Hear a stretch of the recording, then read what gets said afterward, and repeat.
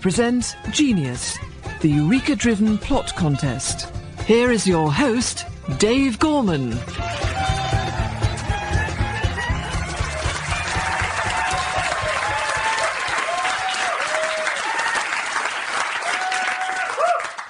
Hello, I'm Dave Gorman, and welcome to Genius, the show all about your ideas.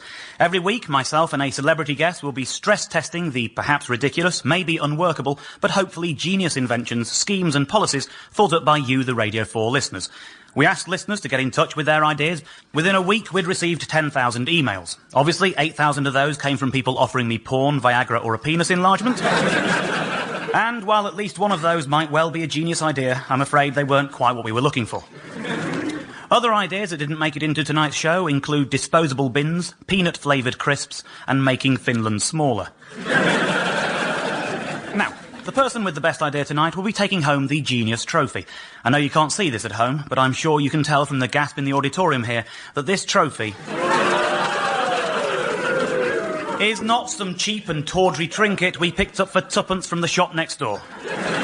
Trust me, this is a fine piece of precision-moulded celebration hardware. Now, genius is a word much overused in the entertainment industry. If a magician makes an elephant disappear in the middle of a football field, that doesn't take genius. Skill, yes. Talent, yes. An elephant, certainly. But not genius. But working out how to make an elephant disappear in the middle of a football field, that surely requires genius. My guest this evening both performed and devised that very illusion. Ladies and gentlemen, please welcome the magical genius that is Paul Daniels.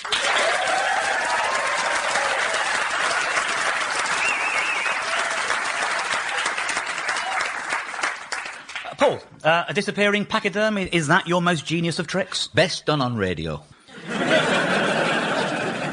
What about any sort of genius ideas outside the field of magic?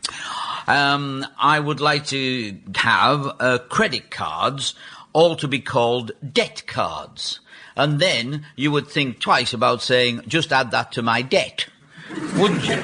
Yes, you would. I have to say, I would love to be in a shop where you were spending your credit card just for the opportunity of saying, is that your card?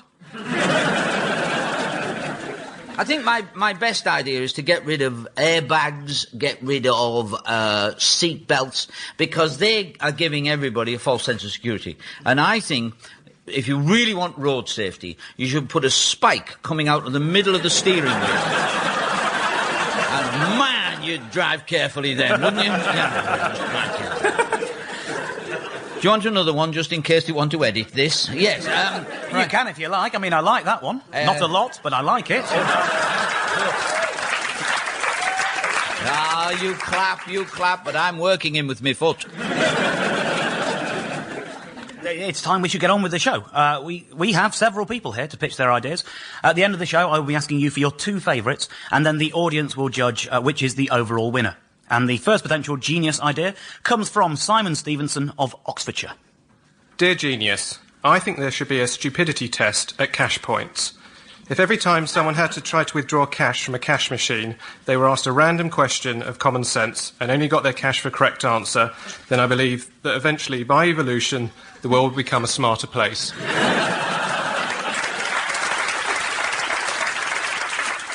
OK, well, they already have this in a very basic form. It's called remembering your PIN number. But, Paul, what do you think? What's your first reaction to this? Well, my first reaction is that the queues are long enough already, you know. I've seen them. One doesn't go to such places, of course.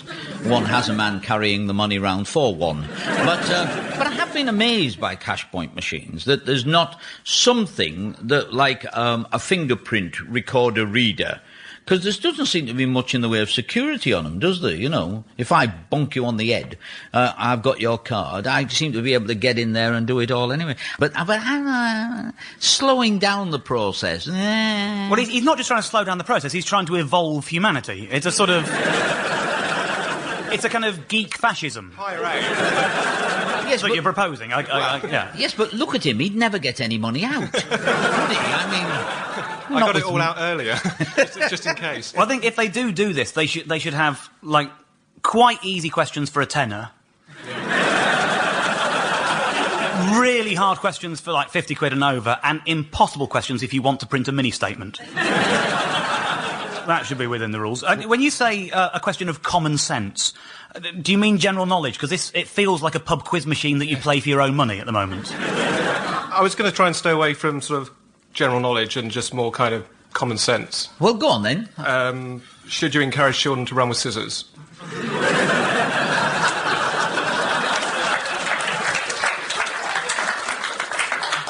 Does a snake make a good household pet?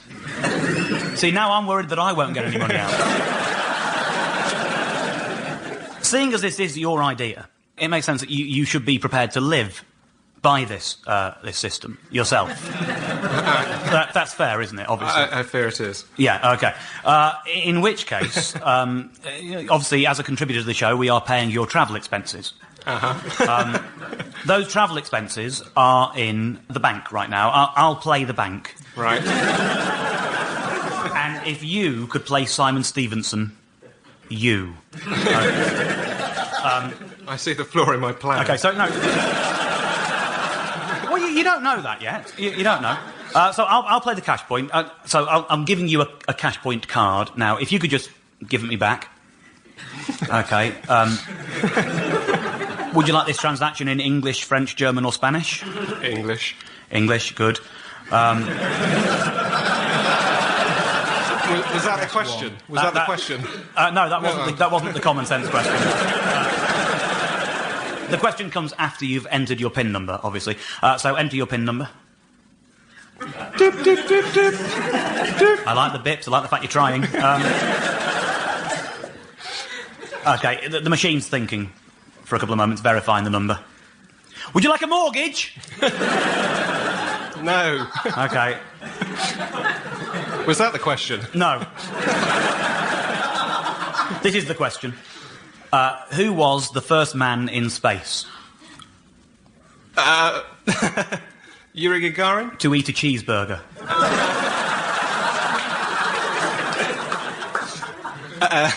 Yuri Gagarin? No, it wasn't. It was John Young in 1968. So it seems to me that if the world adopted your scheme, it can't be a genius idea because you wouldn't get any money, which proves that you're not a genius in the first place.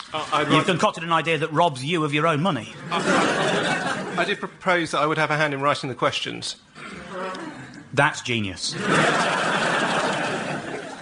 It's decision time. Paul, I'll be honest with you here. The producer of the show is trying to encourage me to have a catchphrase of some kind, and he suggested that I say, "So, Paul, is it genius or heinous?" However... No. That's not my style. I can't go there. And I think I'll come up with a version of my own. I think it's a little bit better.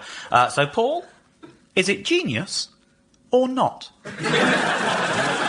I think this contestant put up an absolutely fantastic fight in defence of a pathetic suggestion, really. And so I don't think that's genius, really. I'm sorry, young sir. You'll have to go and pay your own fare home. Thank you very much, Simon Stevenson.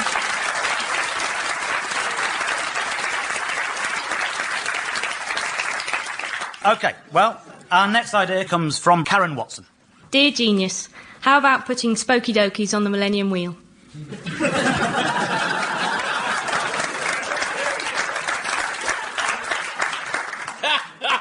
Concise. Explain what... I'll tell you why I'm laughing. You explain what Spooky Dokies are. Well, this is the first question I was going to ask, because there was some discussion in the Genius office when we had your suggestion. We weren't sure what Spooky Dokies were. There were two schools of thought. I'll demonstrate using a bicycle that we have brought into the studio just for its very purpose. Some people believed there was a thing schoolboys would do where you would take a playing card so that it would make this kind of noise. Very exciting. You could pretend you were on a motorbike.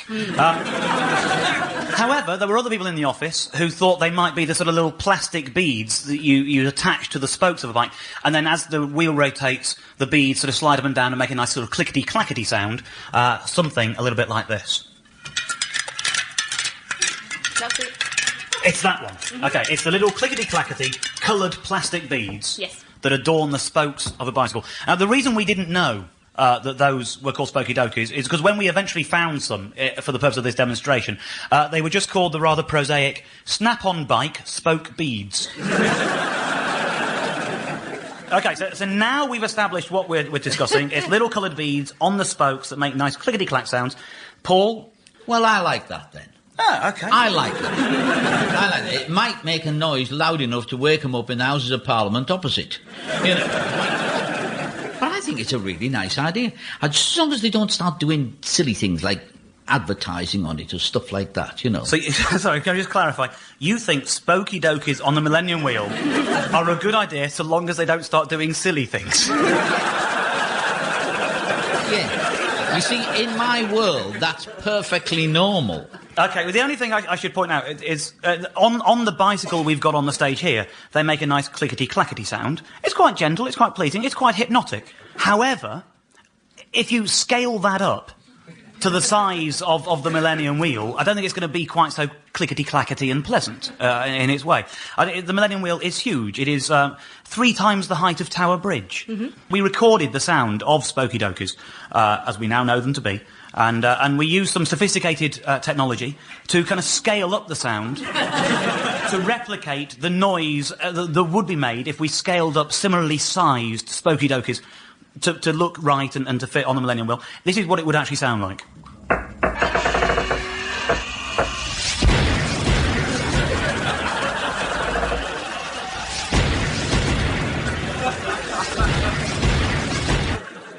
Now. And you're saying you don't like that? That I like a great deal. I think put a cuckoo in Big Ben as well, but, So, I don't know, now that you've heard the kind of... Do you really think that's going to play along the Thames, this huge, thunderous noise? You're still confident? It's achievable, yep. It's achievable, yeah.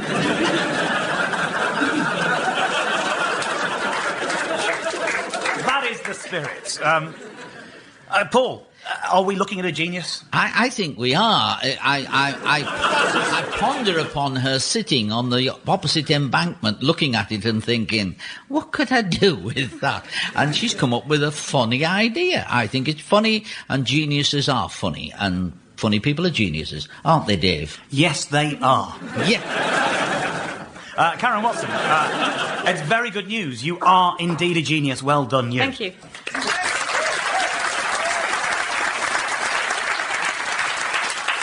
Now, our next idea comes from Adam Shipway of Exeter. Dear genius, to save one of those pennies given as change, why not produce a 99p coin? OK, the 99 pence coin. You can actually get a 99 pence coin. You need to get 99 pennies and some super glue. And we've made one for you there. Now, it's a bit cumbersome. So I'm presuming you're talking about a shorter, flatter kind of design than this. Yeah. One coin. Just one coin? Yeah. Well, that is one coin. It's just a very big fat... It's about the size of 99 pennies, basically. There it goes. It's 99 1p coins. Yeah. But they're glued together. Yeah. OK, fine, it's your idea. Actually worth more than 99p, because you've got the cost of the glue. You're absolutely right. Of course I am. I'm always right. It's probably worth £1. I think this is a brilliant idea. The 2 coins I would like, and it's sparked off purely by this genius sitting here, is the 99p coin and the 95p coin, and then we're well covered. I think this is absolutely a great idea. I don't know about you, Dave. I'm never fooled by a thing that says £9.99. I always think tenner. And if you want to stop that nasty habit of salespeople, I suggest you go to the bank, get big bags of pennies, like he's glued them together, and when you walk up the counter, they say, that's £4.99. You go, there's 1, 2, 3, £4. Just a minute. 1, 2, 3, 4, 5. They'd stop charging silly prices. That's what I think. Absolutely. And now that I know that you collect pennies yourself, I've got 99 presents for you. In one handy form. And that's doubled me fee straight away. Right, thank you. Yeah. My issue with the 99p coin is, how do the 99 pences get into your pocket? Because no shop's going to give you a 99 pence piece in your change, because you never spend anything that's something in a penny and not just give them a penny. Your wage slip isn't going to come up to something in 99 pence. It's only shops who are ever going to be given them, but they need people to have them before they can be given them. Unless shops start charging £1 and a penny for things, and you give them £2. And then you'll get... This show's getting to me, isn't it? Yes. I thought maybe you should have a £1 coin which has a slot in it that you can put a penny into, so that the £1 without the penny is worth 99 pence, but combined, it's £1. It's a logistic nightmare. Oh, my idea. You come round here with your 99 pence coin idea, and all of a sudden somebody improves it. Darling, who the hell spends pennies anyway? One just spends tenors, 20s, 50s, you know, things like that.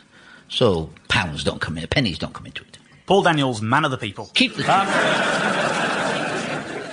Paul, is it genius or not? Despite your arguments, I think I would have a use for a 99p coin, because I only buy things one at a time, unlike you rich bitch. Oh, it's a dream come true. What, be rich? No, I bought the Paul Daniels magic set when I was 10, and I had no idea you'd one day be calling me a rich bitch. I think it was £9.99. I think it was. Adam Shitway, I'm pleased to tell you, you're a genius. Congratulations.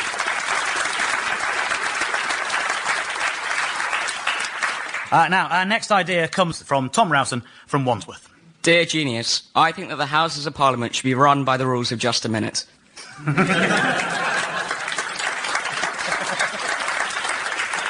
Can I just check, Tom? You're 15 years of age, right? It just melts my heart. It really does. If you read the papers, you'd think we lived in Yob Britain, wouldn't you? And here we are, with a 15-year-old boy who's trying to civilise politics. It's a beautiful thing. Paul, I think you're approving. I can see a smile. I think it's great. I really do. I'd like to combine that with the Japanese method of board meetings, where there's no chairs in the room. You all have to stand up for the meeting. So their meetings are much shorter than ours. And I would like to take all the chairs out of the seats, out of the House of Commons, House of Lords, sell them on eBay, make a bit of money. And then, and I would like to have Nicholas Parsons as the Speaker of the House. And in fact, I'd like to get rid of them altogether. I'd like to get... You took a bit of a leap at that point, didn't you? And we all vote on the internet and all that. One minute they were all standing, the next they didn't exist. I can't quite keep up with you. Tom, are you suggesting this should apply to everyone in the House of Parliament? Absolutely, yeah, because you couldn't have double standards, because there might be people taking advantage of it, possibly. Yeah, I'm just thinking even, like, the guy in charge can't say, order, order, gone, immediately. What would the penalty... Here! Oh, damn. So many things that get undone. But what would the penalty be, as well? Well, control would pass to the opposition.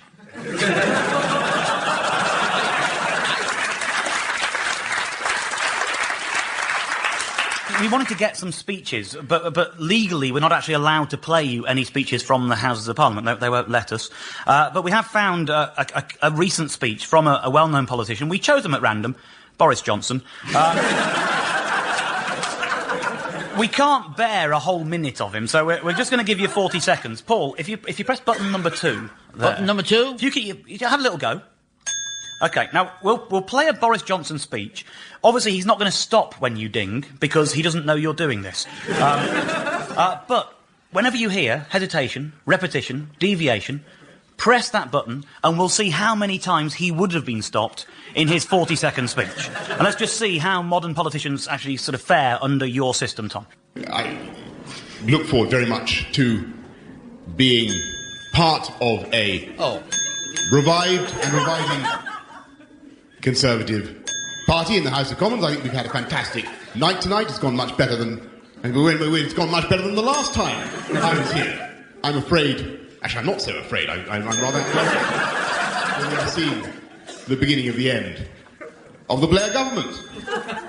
And we are. Yes, we are. And we are seeing the beginning of a revived and reinvigorated Conservative party which will replace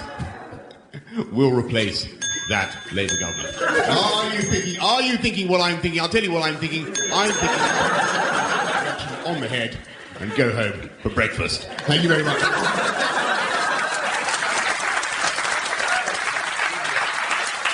But what about some good speakers? I think perhaps the greatest British politician, certainly by popular opinion, perhaps the greatest speech ever would be the "We will fight them on the beaches" speech by Winston Churchill. We're going to play that for you now, and I'll stop it when he repeats. OK, so here comes Winston Churchill. We shall fight in France.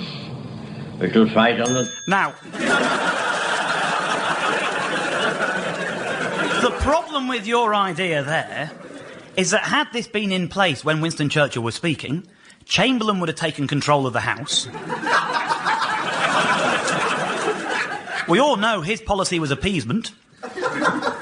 We would have lost the Second World War. Now, is that a price worth paying? Well, I think that it would have been a highly superior speech from Churchill if he hadn't been able to repeat. We might have actually got it done much quicker and made people listen more. They've been listening for 60 years. That is the youth of the day. Churchill could have been a bit quicker. I don't know. There are positives and negatives on this one. I'm not sure which side of the fence do you think you're falling, Paul? I think the positives far outweigh the negatives on this one. I think it's a really good idea. And whether you would stick with distinctly within those rules, it needs a bit of thinking about. But I do like any idea that speeds up the lightning-like repartee that we never see in the current Houses of Commons. I think it's a great idea. So I vote for you. There you go. Tom Rowson, a genius. So, our next idea comes from Martin Cregan, who hails from Dundee. Dear Genius, my idea is to have steel drum urinals.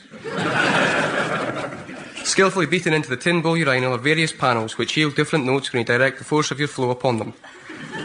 It's got to beat just writing your name in the snow.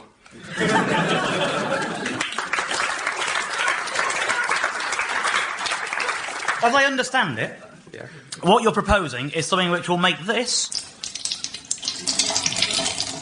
sound like this.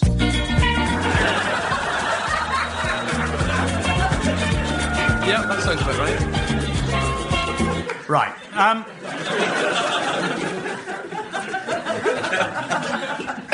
Paul, help me out. What do you think?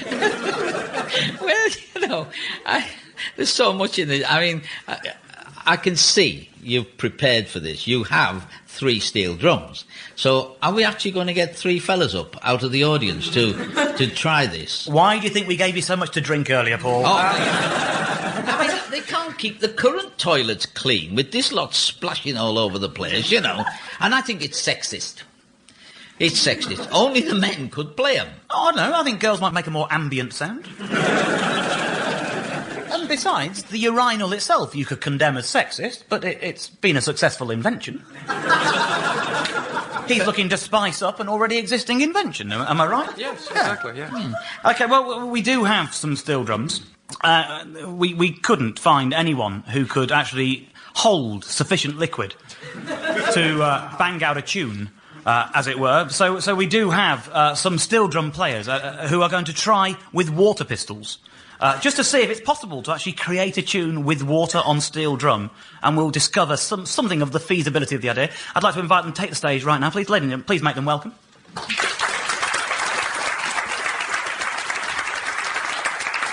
OK, in your own time, take it away. 1, 2, 3, 4.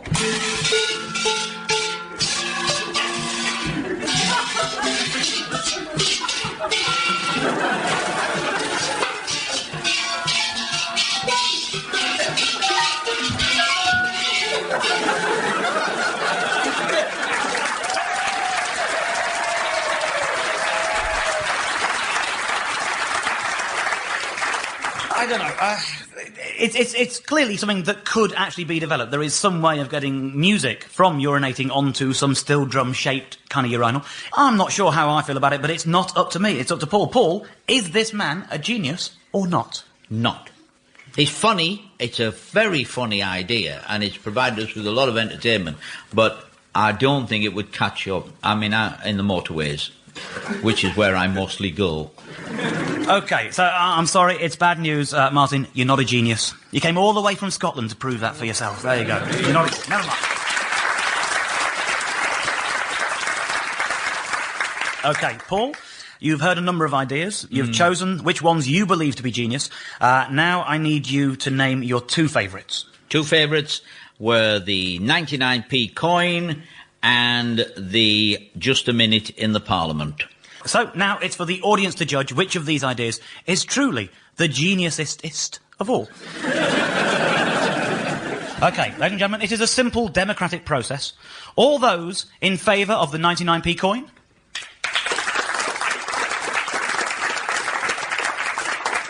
And all those in favour of just a minute in the Houses of Parliament?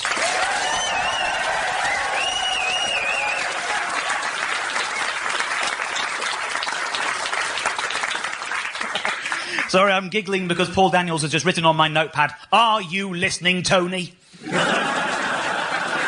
Behold the Genius Trophy. Oh, yeah. People are actually going to believe it's special if you do that too. Tom, that is your trophy. We do appreciate it. Just a minute in the House of the Parliament. Ladies and gentlemen, a genius.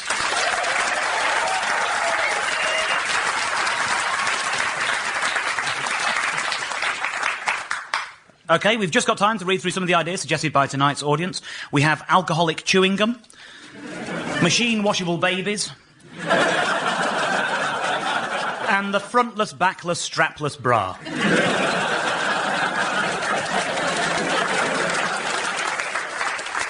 I'd like to thank Paul. I'd like to thank our winner. But of course, my thanks also to tonight's audience. They were liberally plied with free BBC wine before the show, and they've been locked in ever since. So I know they're going to be needing the bathroom quite urgently.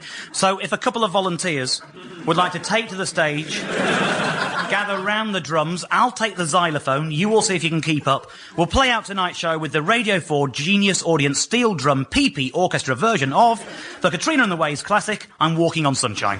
Good night.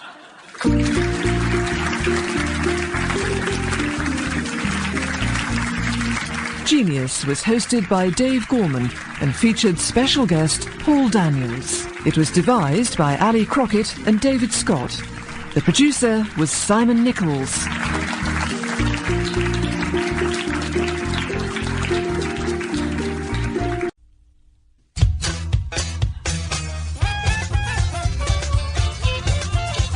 We present Genius, 0 to 60 in 5 clevers. Here is your host, Dave Gorman.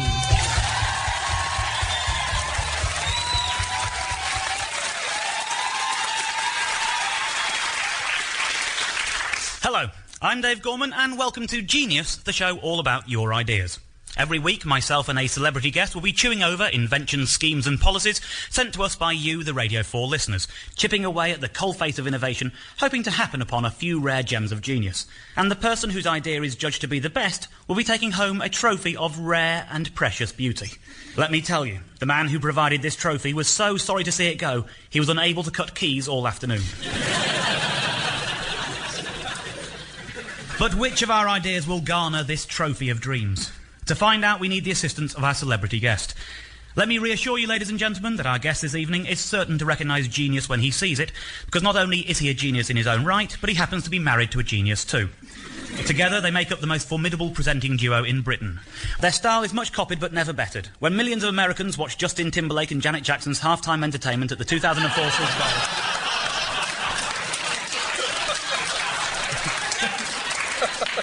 Most of them were unaware that the headline-grabbing wardrobe malfunction was clearly inspired by my guest appearance at the National Television Awards some 4 years earlier. He's the man who puts the Richard into Richard and Judy. Ladies and gentlemen, please make welcome the genius that is Richard Madeley.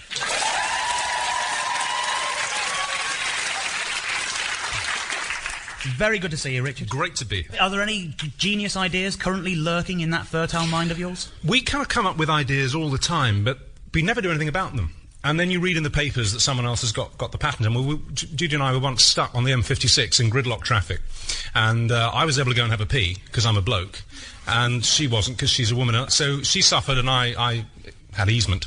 And on the way home, we talked about how you could deal with this, you know, and Judy actually came up with this fabulous idea of a specially shaped funnel, and a rubber tube with a little tripod at the bottom, and this would allow women in certain situations to pee standing up behind a tree, because if you squat behind a tree you can see the knees. So we did sketches and wrote it all down. Judy's first boyfriend and fiancé actually works in the patent office, but we did nothing about it, because you don't. And blow me down, a year later, this woman in America had invented it. It's called the funicular, and I'm delighted to say that it bombed. We should crack on. At the end of the show, I'll be asking you for your 2 favourite ideas, and the audience will judge which is the overall winner. And the first of our potentially genius ideas comes from Alison Saunders from Bethnal Green. Dear Genius, I think that mobile phones should have built-in breathalyzers so that they stop you phoning ex-boyfriends and bosses when you're drunk. I have to ask, first of all, was this inspired by a drunken phone call of your own? Yes, more than once, yes. Would you like to share with the group? No. I just check this out. If I close my eyes and you say the words, "I'm in room 7, can you bring some biscuits?" Could you do that for me?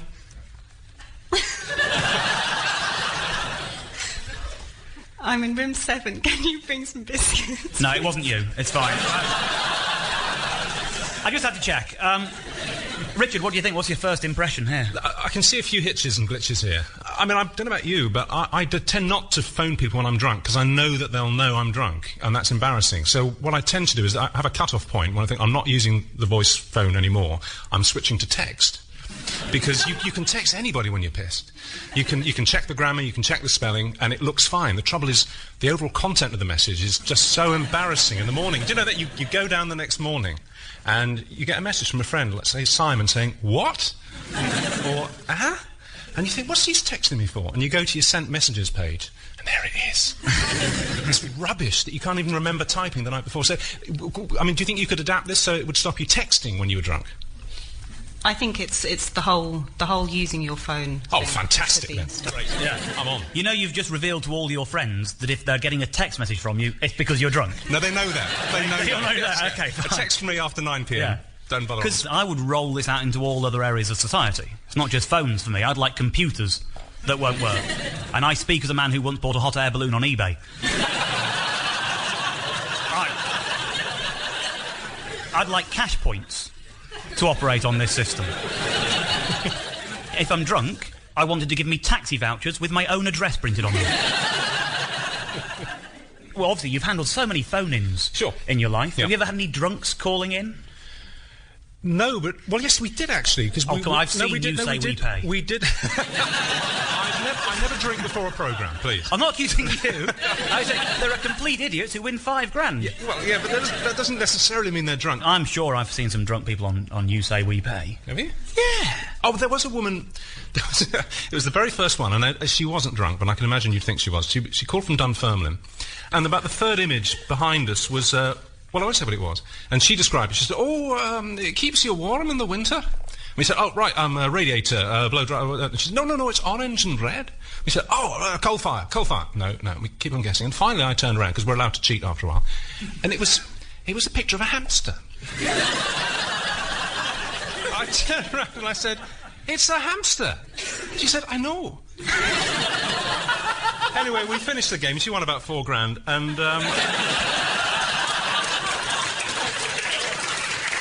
we never really got to the bottom of it. I don't know what they do to hamsters in Dunfermline in the winter, but...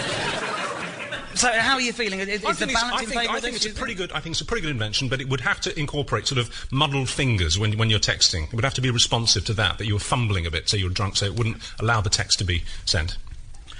OK, I'm going to take it to decision time, sure. Which means that it is time for me to wheel out my catchphrase. My producer wants me to go all showbiz, and he suggested the catchphrase, is it genius or heinous? It's not really my style. So I came up with my own less showbiz version instead. I tried it last week with Paul Daniels, who, let's face it, knows a catchphrase. And I'll be honest with you, it went well. Immediately, my producer starts trying to think of ways to zhuzh it up a bit. He wants me to do it in a kind of Bruce Forsyth version. Right. His precise words were, why don't you nice to see you nice it up a bit. You're going to go with this, are you? Well, I don't think enough of them will know it. Okay. If they go with it, then I'm stuck with it. If they don't, I've won the argument and we can carry on as normal in our un-showbiz style. Here we go. Richard. Yeah. The mobile phone breathalyzer. Is it genius? Or not? I'm sorry, what did we just prove, then? They want it more showbiz. So is it genius or not? Yeah, it's genius, yeah. There you go. Our first genius. Our next idea comes from Steve Logue from Manchester. Dear Genius, as well as water and gas being piped into homes, how about food too? Food could be prepared at municipal food works and then fed into the food pipe network. Kitchens will have not only hot and cold water, but also a food tap. Obviously, food would need to be of the runny mince variety.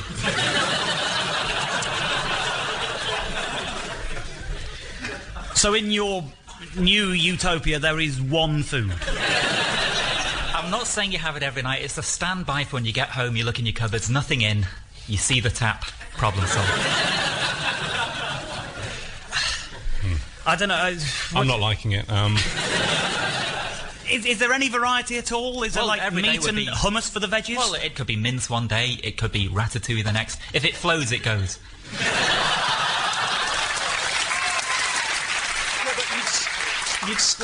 You're just getting the main course, aren't you? I mean, it's just like, say, getting, stew. You'd still need to prepare your own side dishes, like a baked potato, wouldn't you? So you're talking a second tap. I hadn't thought of that, but... Well, even if I was, which I wasn't, I don't want pureed vegetables with my pureed main course. I'm not saying it's the food for the gods. It's just a standby in an emergency. It's food for idiots, mate, let's be honest. There's so much that's revolting about this. I don't know, it's the idea of utilitarian food, the same food for us all, that I find... Well, it's not necessarily... I've heard enough. Well, no, let me put it to you. You could customise it for different areas. You could have vegetarian options, kosher options, depending on the area you're in. Chickpea dal in some areas. It's insane. Yeah. A different dish every evening. Breakfast too, porridge in the mornings. You see, at first I just thought it was a bad idea. And now I'm really worried about you, mate.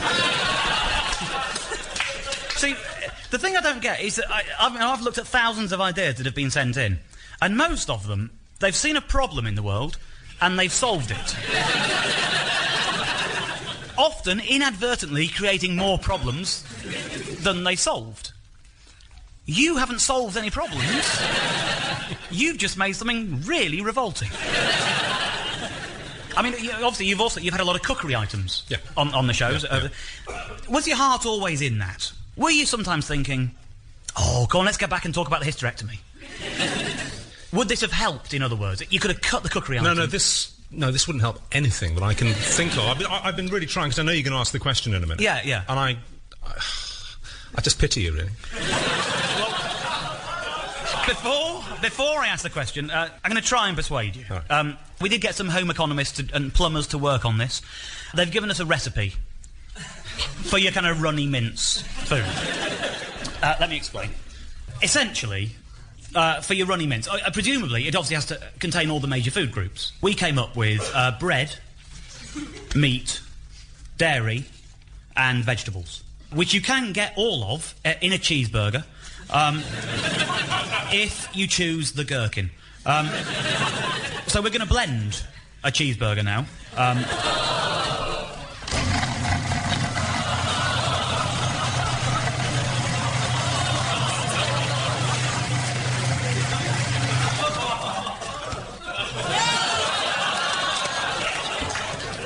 I'm now pouring a half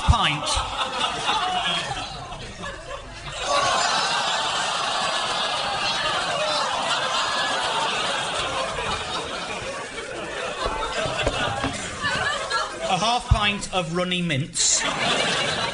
Don't come near me with that.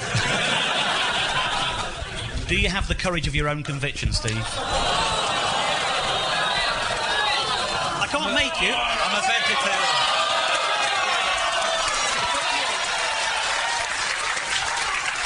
Doesn't flow. Sorry? Doesn't flow, doesn't go. I'll try a bit harder. I'll have a little You don't sip. have to, Steve, but It's let me my just put it idea. this way. Oh. If you don't, you're admitting your own idea isn't genius. Give us that glass.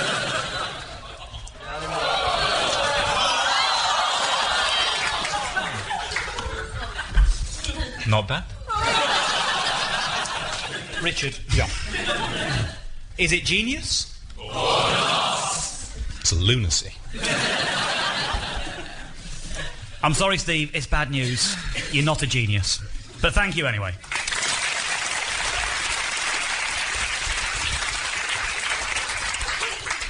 Our next potential genius comes from Frodsham in Cheshire and is called Paul Watkinson.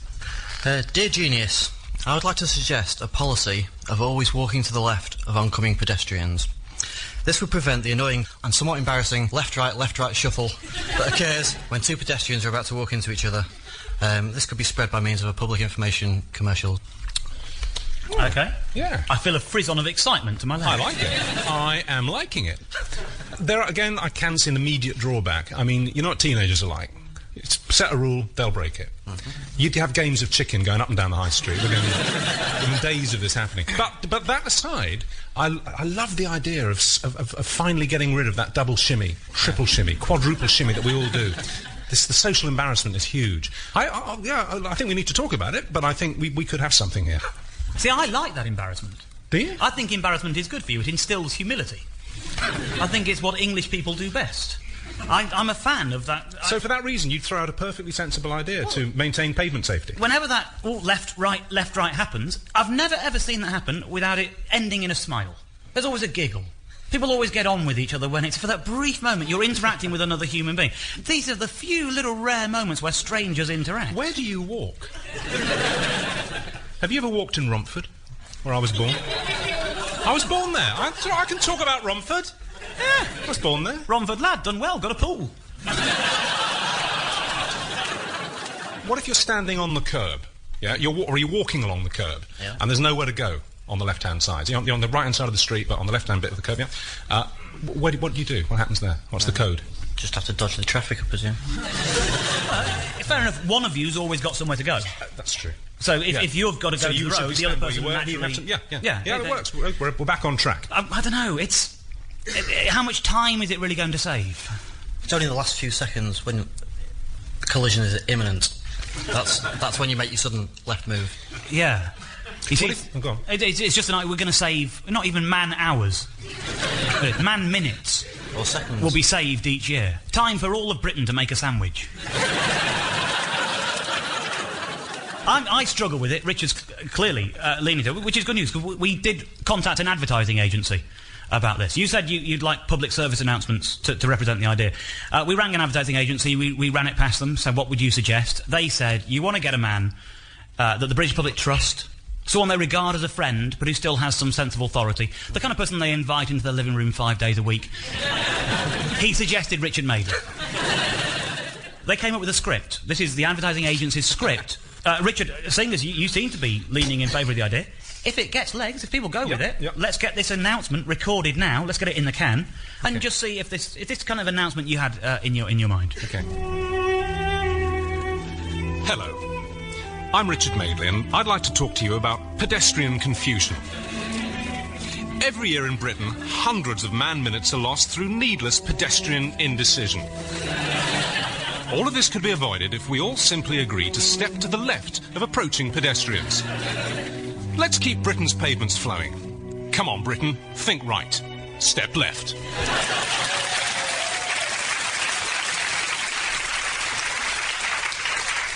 I feel like the audience tonight are going to go away with this already instilled within them after a message like that. I think you've already persuaded hundreds of people to your idea. I think some sort of uniform as well could look good. A uniform? Yeah. With a cape. Sorry. Who was... Oh, for Richard, you mean? A cape. Like the Green Cross Code man. Exactly, yeah. The step left guy. Nice. I have to go now. Let's get to it. Is the step left policy, Richard, is this genius? I think it could be genius.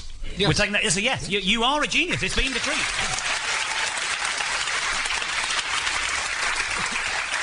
So, it's time for our next idea, and this one comes from Adam Hampton from Kilburn. Dear Genius, I have a plan for the big picture. I'm talking world harmony. The idea is this. We divide the world into a number of zones, each with its own specific moral laws. So if you live in a zone where murder, for example, is not permitted, and you're proven to be a murderer, then you're automatically sent to the zone where murder is legal. You cannot argue, as by your actions you have demonstrated where your moral boundaries lie. You're simply being moved to a place where you can live your life to the moral guidelines you've set yourself. Of course, you might get murdered, but that's the price you pay for being a murderer. My first thought is, that's how Australia started.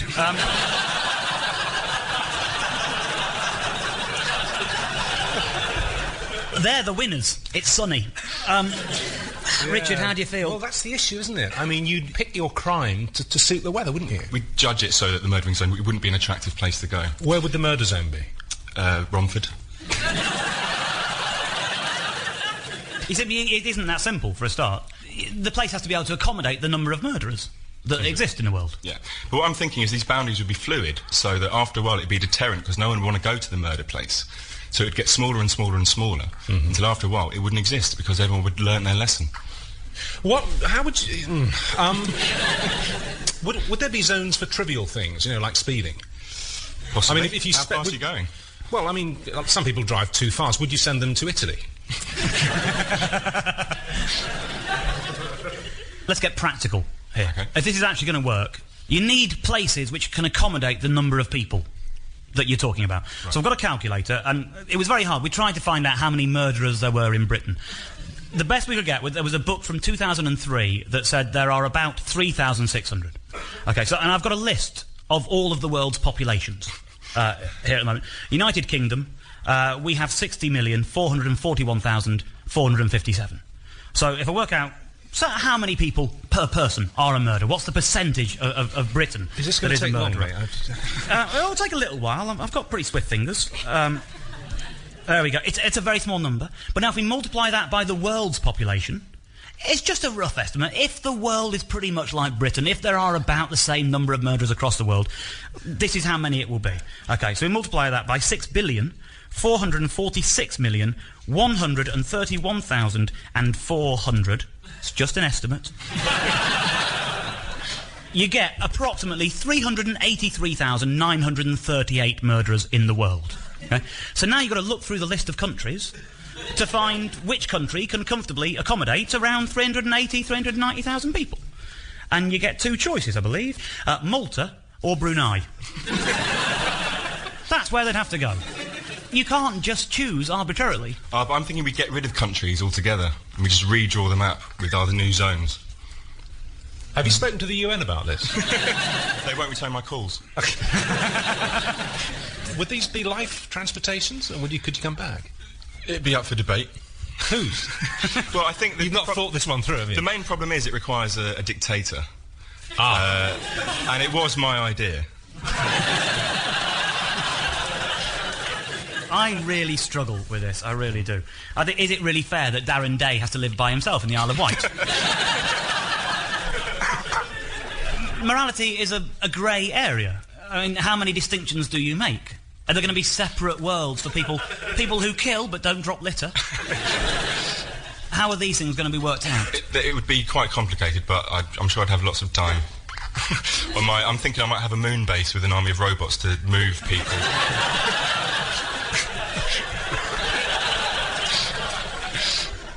Before you left the house this evening, what computer game were you playing?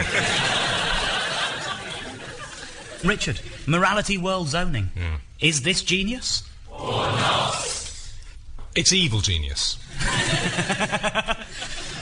It's perfectly allowable. We do allow evil genius. It's fine. Our final idea comes from Will Mayer of Southwold. Dear Genius, how about mini elephants as pets? If I could genetically engineer elephants the size of cats, they would become the pet of choice for the whole world. Imagine giving the little guys a bath as they squirt themselves with their little trunks. Plus, they've got good memories. Elephants have good memories. They're vegetarian, and their excrement is dry, so if they make any mess on the floor, you can just pick it up. No nasty stains.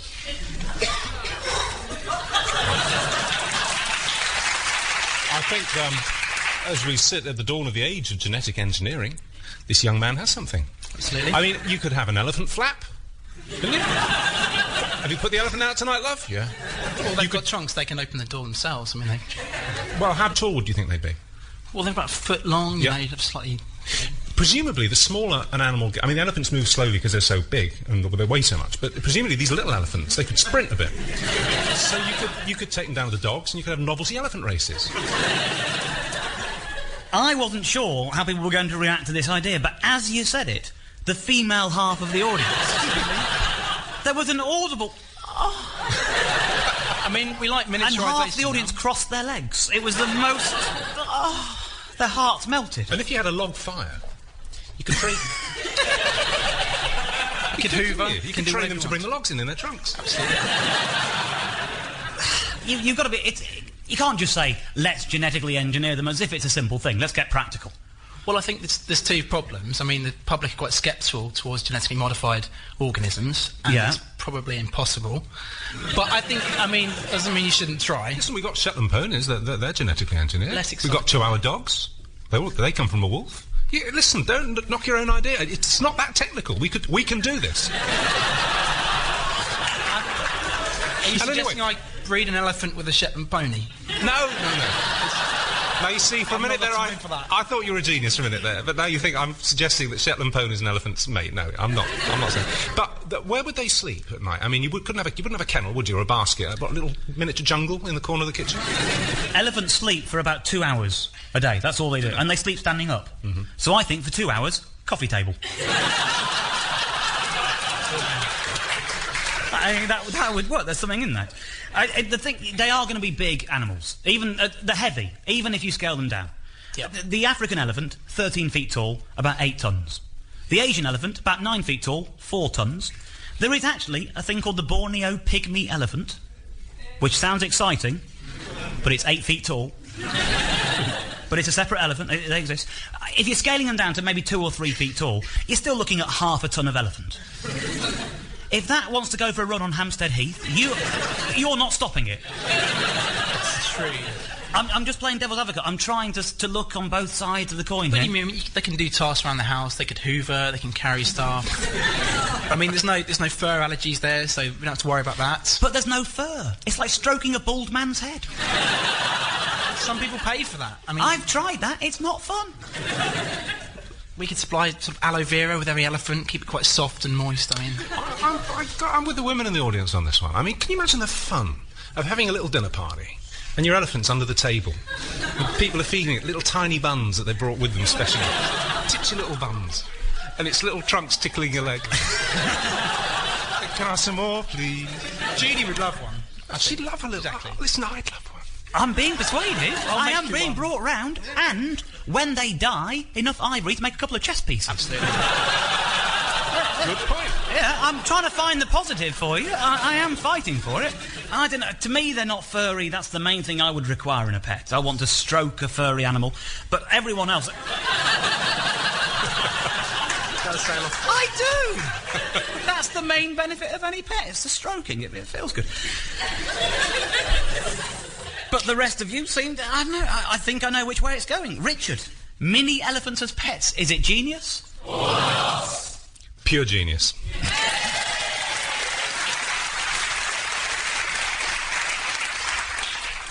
OK, Richard, we've gone through a number of ideas and you've already declared some of them to be genius. Now I need you to select your favourite 2 ideas. It's a tough choice, but I think it's got to be the mobile phone breathalyzers and the miniature elephants. OK, then I would like to invite Alison Saunders and Will Mayer to take to the stage.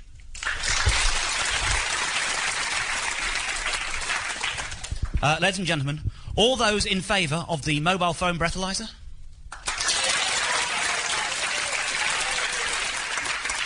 And all those in favour of mini elephants as pets?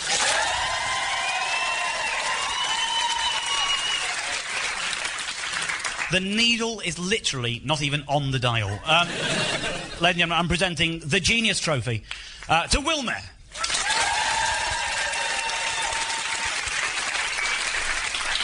There you go, we have our genius, but we just have time for a few suggestions from tonight's studio audience, which include pavement-coloured chewing gum,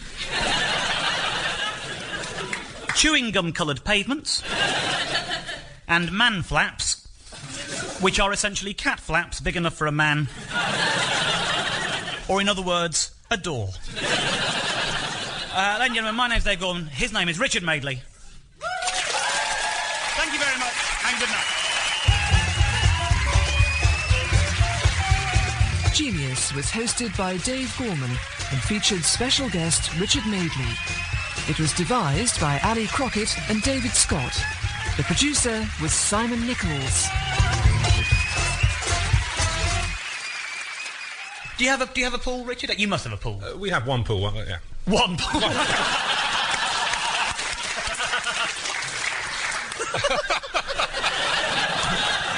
Nothing extravagant. Oh, right.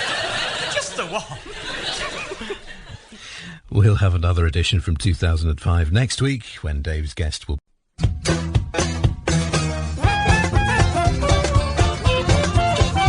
We present Genius, thinking outside the stupid box. Here is your host, Dave Gorman.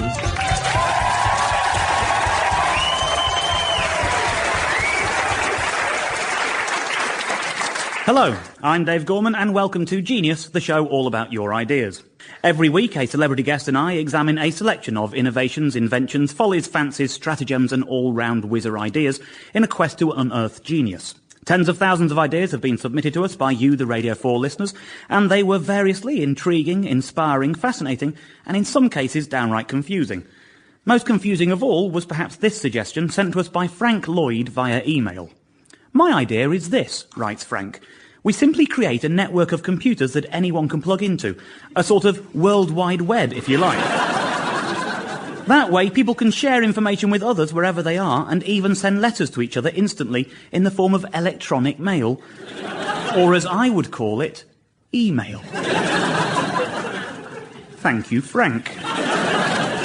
A lot of our correspondents, even some of those using old-fashioned pen and ink letters, were more aware than Frank of the Internet's existence, and many wanted to utilise it in a new way. Internet-based ideas that haven't made it to the show include the mouse-operated mouse, a hide engine to stop other people finding your website,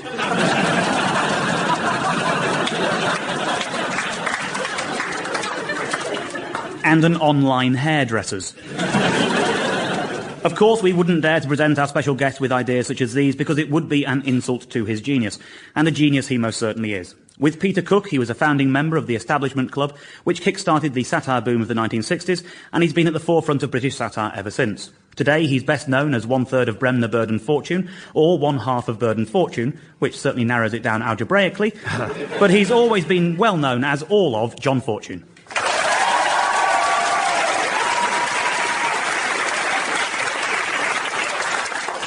John, thank you very much for coming. It's very good to have you.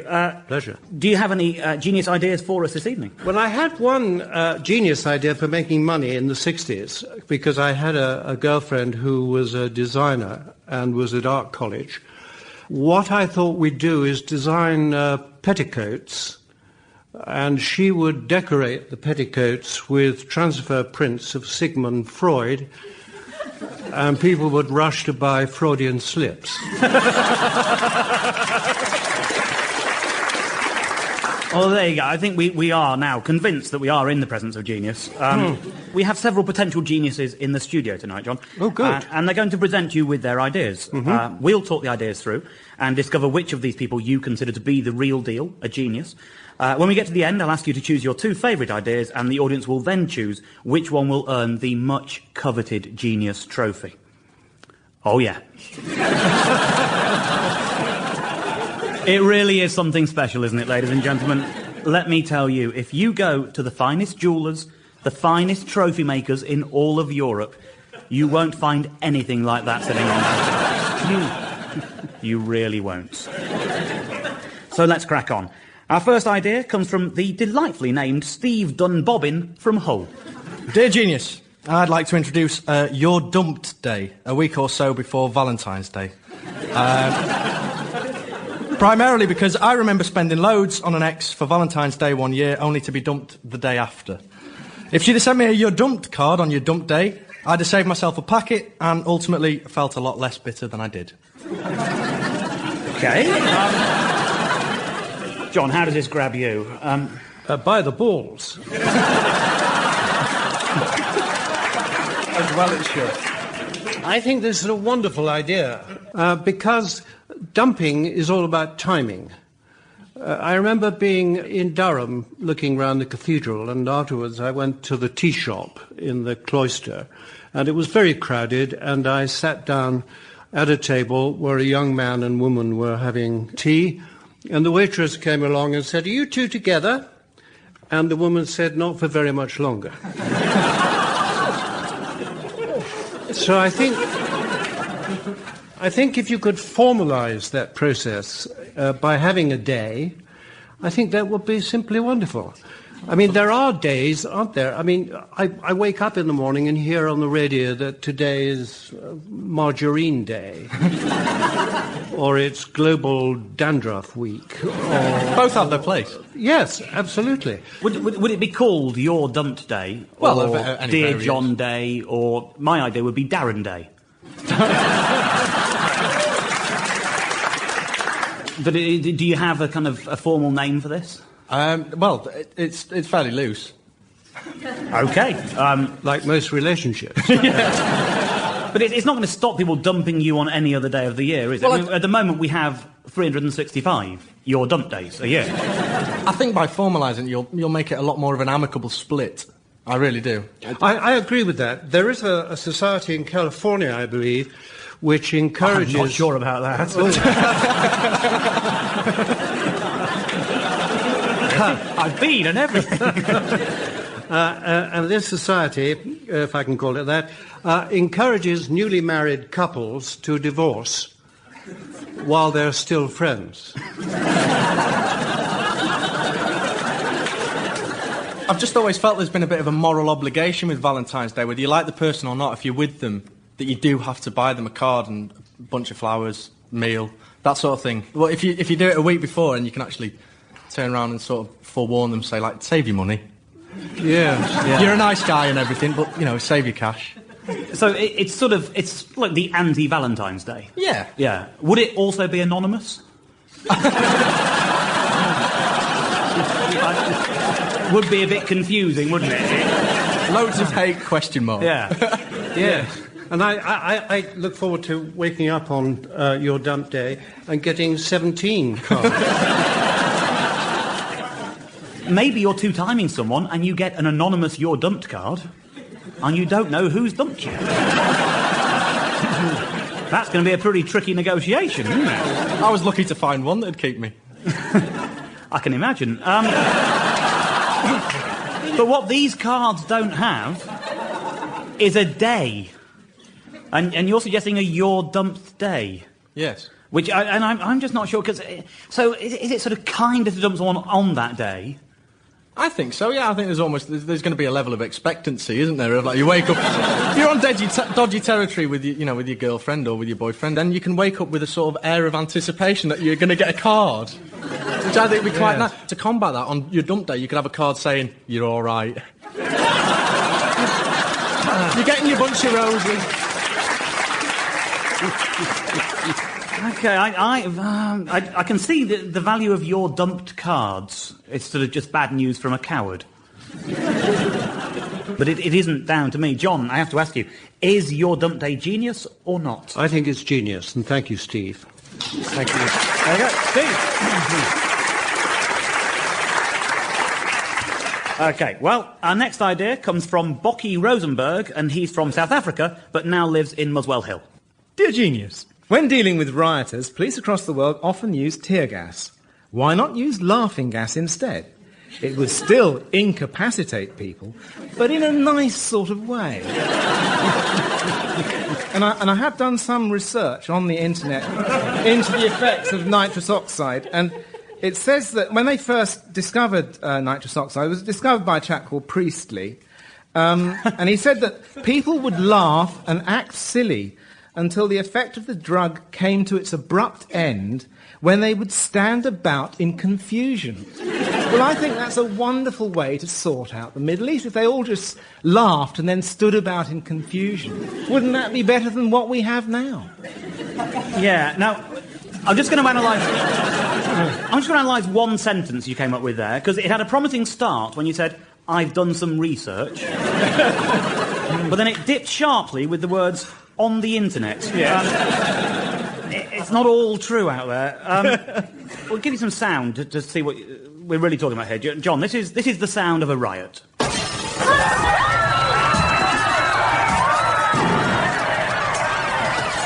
OK, and you're proposing to change that sound to this.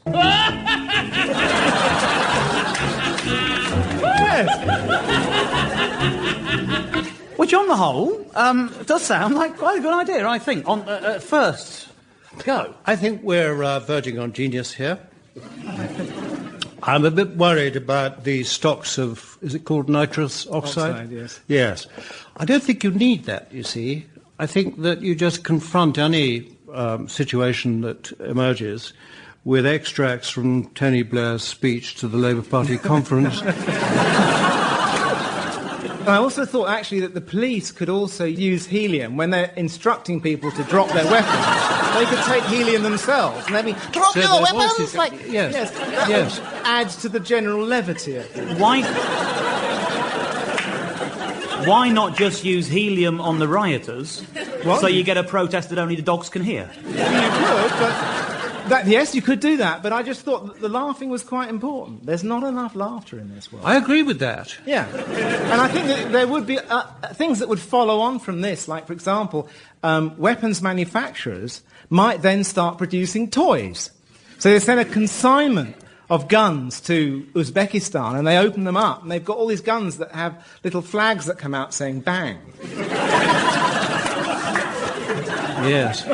So, also, I suppose, whoopee cushions. Yes, why not? Would stop the Taliban in their tracks. Yeah.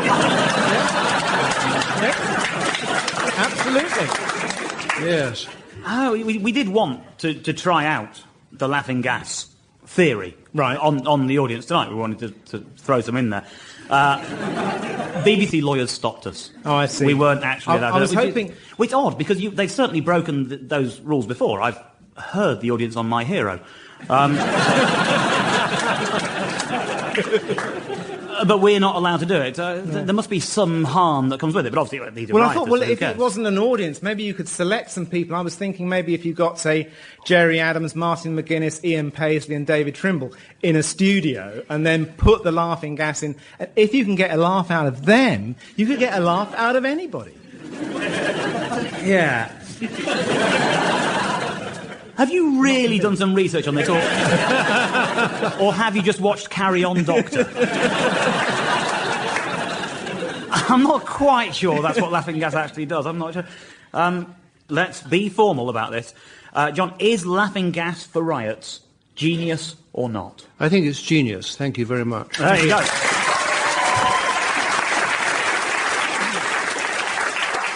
We're going strong, ladies and gentlemen. We are in the presence of genius. Let's see how our next idea does. It comes from Paul Stevenson, and he's from Guildford. Dear Genius, my idea is to add a fake brake pedal on the passenger side of the car, so that when nervous passengers instinctively try and brake, they are reassured by the pedal they find there. Further reassurance comes from the injection of Valium they get from a needle contained in the brake pedal.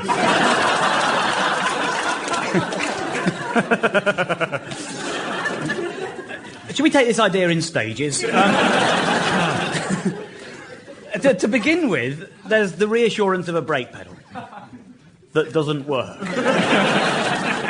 So, as reassurance, what you're doing is offering a passenger a car with an extra brake pedal that doesn't work, a Valium dispenser and a needle big enough to penetrate your shoes. In a nutshell, that's the idea, yeah? Would you be reassured by this, John? No. No, I wouldn't. And I'd be particularly alarmed if, when I pressed the brake, whether it was fake or not, nothing happened. Because that's what I'm afraid is going to happen to the person on my right. Well, hopefully they would indeed press the real brake.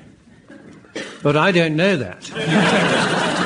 And I'm pressing the fake brake. And I'm getting more and more in a panic. No, the Valium sorts that out. But that could be dangerous in itself. Say, I'm driving, and I've got an annoying passenger who just keeps talking. And I think I'd like to tell them to shut up, but I'm English and polite and reserved, so instead I'm going to drive really dangerously and let the Valium take its course. I'm very worried about the Valium, you see, even if it can go through your foot. And also, to go back to dumping day, this passenger may be someone you're terribly in love with, and you want her to be conscious by the time you make your move. Depends on who you are, to be honest. Well, I'm old-fashioned, you see, Dave. I like them to be awake. Well, that would be all the more encouragement to drive safely. I wouldn't want to get into a long-term relationship with someone who didn't implicitly trust my driving. I think the nervous foot is a sign of a deeper rift in a relationship. It is. And it can happen in bed.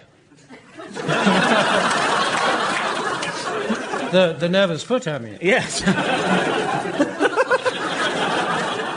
I don't know, you could just take the floor out of the car on that side.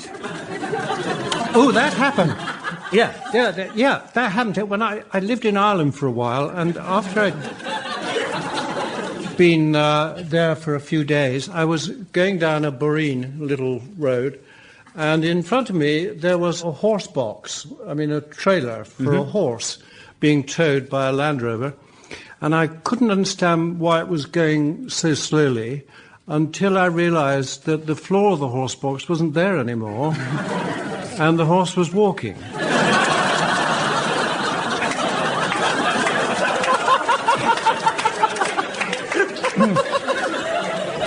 That's a horse that loved the Flintstones, isn't it?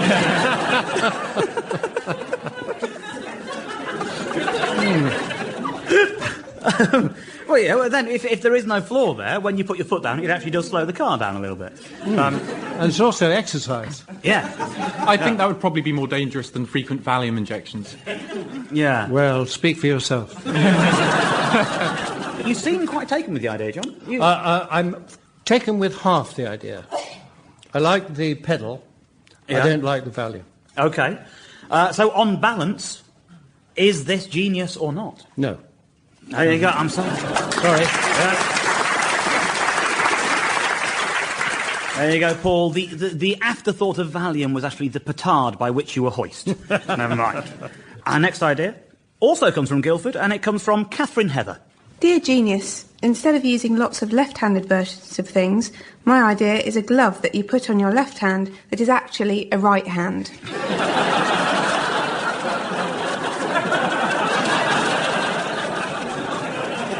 OK. So I'm just clarifying the idea. You put onto your left hand a glove which has a right hand on it. Yeah, so you've got two right hands. OK. Are you a left-hander yourself? I am, yes. OK, so this is the solution to your own problems with the world? Well, yes, left-handed scissors don't work for me, so maybe a right hand would. We've got a catalogue of left-handed products here to see what you're saying is your product would wipe out this entire catalogue. But largely what the catalogue contains is scissors and cartridge pens. As a right-hander, I think we're often very sceptical of the problems of left-handers. So we bought a pair of left-handed scissors so I could see what it was like in a left-handed world by trying to use left-handed scissors with my right hand. There is a problem. If you'd like, you might as well cut up the catalogue, to be honest with you. Try and cut them with your right hand and see if you can appreciate how left-handers feel in the world. I think if we know the problem, we can appreciate it. Oh, it is terribly difficult, Heather. terribly difficult. Yeah. I've only managed to cut the corner off this catalogue. If I'd known you were going to ask this question, I have a wonderful book at home called Bedroom Manners for the Left-Handed. What are you implying there? What I was implying? Nothing. It's a wonderful book. I've never been able to put its precepts into practice because I'm right-handed. But how to undo a bra when you're left-handed is a whole chapter in itself. I can imagine, yeah. And in fact, I am imagining. Yeah. Very good chapter it was too. Yes, it's absolutely fine. We do try to road test every idea that we can on the show, and so we have built a sort of rudimentary version of this. I've got it here. So I'm putting this glove on my left hand, and we struggle a bit with making the mechanical right hand. So, John, if you wouldn't mind putting... So I now have... on my left hand, John's right hand. Which, at least it acts as some kind of simulation for a mechanical right hand that could be there.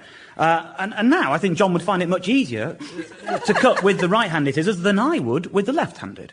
So we can demonstrate now. Would you like it's a piece of cake.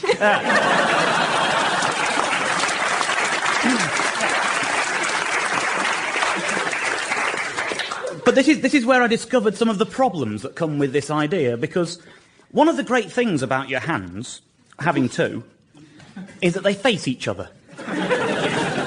And with a right hand on my left hand, they're now both facing the same way.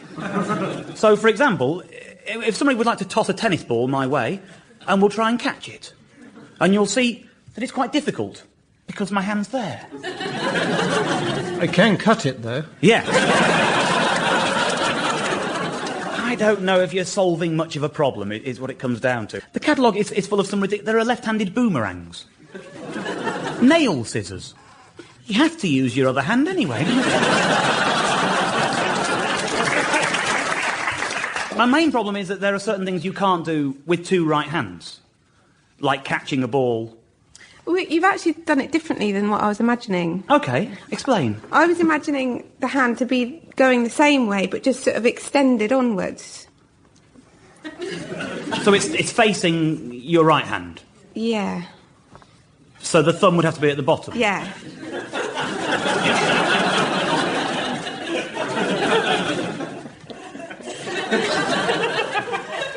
Well, certainly cutting your nails would be a lot easier, wouldn't it?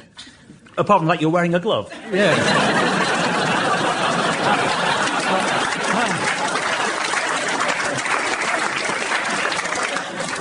I can't really appreciate the problem, so I'm not convinced that this is a solution.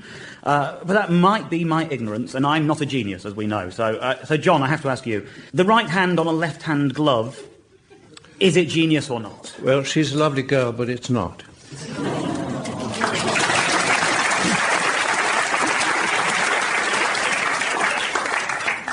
OK, well, it is time for our final idea, and this comes from Philip Edwards, who's from Cardiff. Dear genius, to go to Mars, you have to take enough stuff with you to keep the astronauts alive throughout the voyage out, the visit period, and the return flight. You also have to take enough fuel and technology to be able to lift off from Mars. Well, what if you don't want to return? Now, that reduces the payload by probably loads more than half. So what you do is you ask for volunteers from the scientific community who are, how shall we say this, getting on a bit. The question is simply this. Now look, you haven't got long left. How would you like it if you got to die on Mars? How proud we'd be of them giving their lives in the name of science. Yes, I think this is a very, very, very good idea, but you see, the only limiting factor in your idea is that there have to be scientists. Well, perhaps they we could change that. The shadow cabinet. Or the cabinet, indeed. But I'd love to see Margaret Beckett being blasted off to Mars. It would do my heart good. Yeah, I'm not sure you're taking on board the science side of this. We're not just jettisoning people Because we don't like them.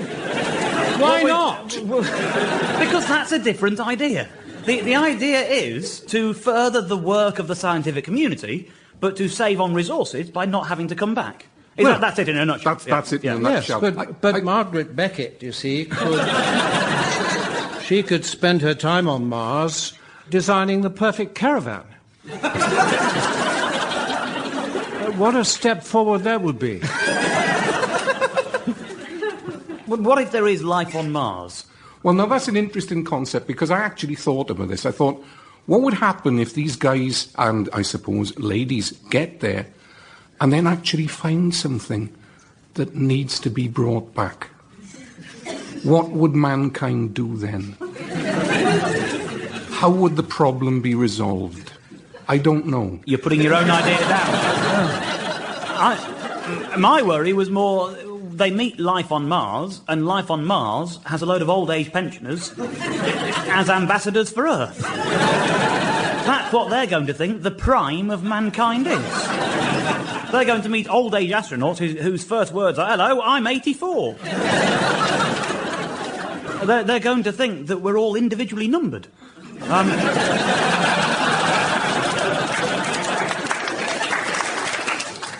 But, see, I'm not sure how to play this, because I get the idea that John likes the idea, but actually he just likes the idea of jettisoning Margaret Beckett. Yes, that's the bottom line. Yeah. And a few others. So really, the idea is we want to send out some scientists who can then die on Mars and save us some of the payload, and the idea you're judging is John Fortune gets to send away a lot of people he doesn't like. Well, I think that's genius. Yeah.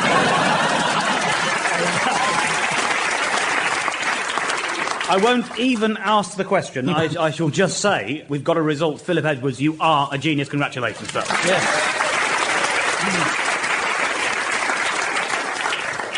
OK, John, we know which of the ideas you believed to be genius, Yes. but I need to know which are your two favourites. My two favourites, on reflection, are You're Dumped and Mars. In which case, I would now like to ask both Steve Dunbobbin and Philip Edwards to please retake the stage.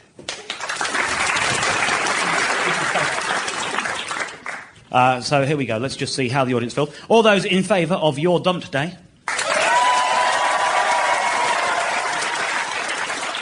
And all those in favour of old-age scientists to Mars?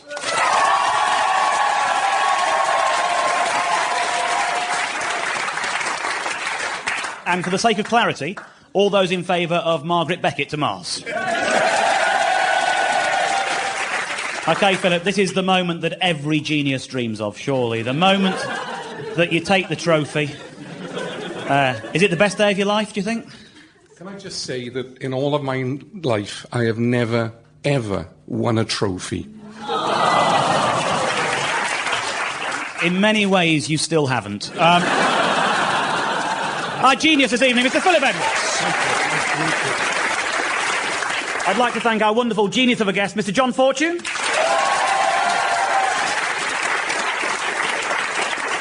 And there is just time to read you a small selection of ideas suggested by our audience this evening, which include the automatic moustache, employing penguins as waiters, and the stretchy, elasticated ruler for when your ruler isn't quite long enough to measure that gap. Good night.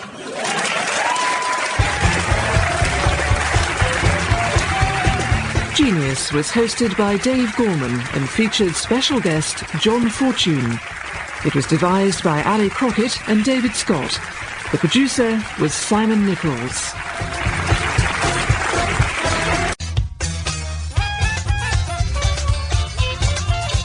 We present Genius, the midwife of your brainchild. Here is your host, Dave Gorman.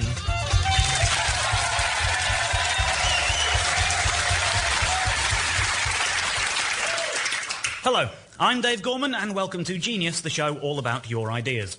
Every week, a celebrity guest and I peruse a parade of proposals, be they inventions, gadgets and gizmos, or philosophies, schemes and strategies.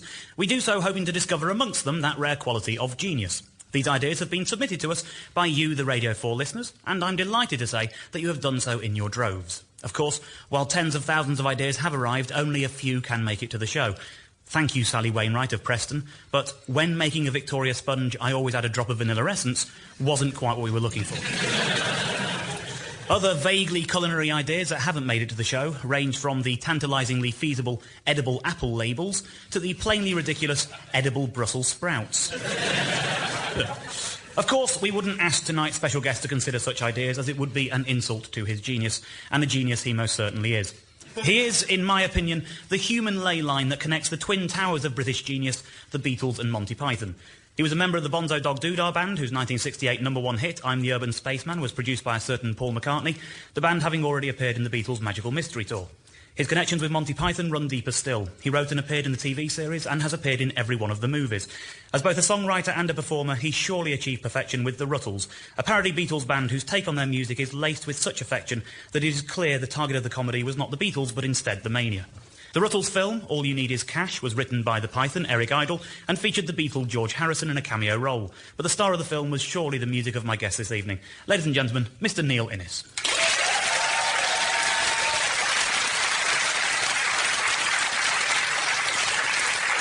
Neil, thanks for coming. I am so embarrassed. Do you have any genius ideas that you'd like to share this evening? Well, one I thought of a while ago, actually, because I kept reading articles about how expensive, prisons were and keeping people in prison.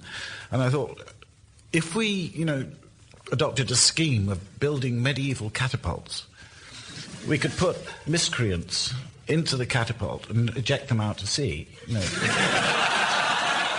Not only would it, revive ancient crafts, but we're blessed with a marvellous coastline, so we could have plenty of these.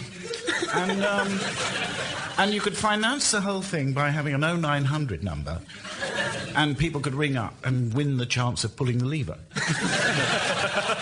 So for sort of parking offences, it might only be 6 foot or something like that. But up to a mile for the really bad eggs.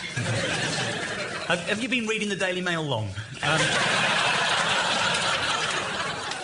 So as we go through the show, we will discover which of the ideas you believe to be genius. When we've heard them all, I'll ask you to choose your 2 favourites, and from this brace, the audience will then select the overall winner. The winner will win not only the overalls, but also, of course, the fabled Genius Trophy.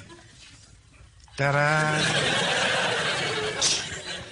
I'm sure if you're listening at home, you can sense that the atmosphere has changed here in the studio, as the audience are silenced by the magical beauty of the trophy they see before them. I can see slack jaws all around the room as every single member of the audience asks themselves the simple question, how do they dare to give away a top prize that is worth as much as that?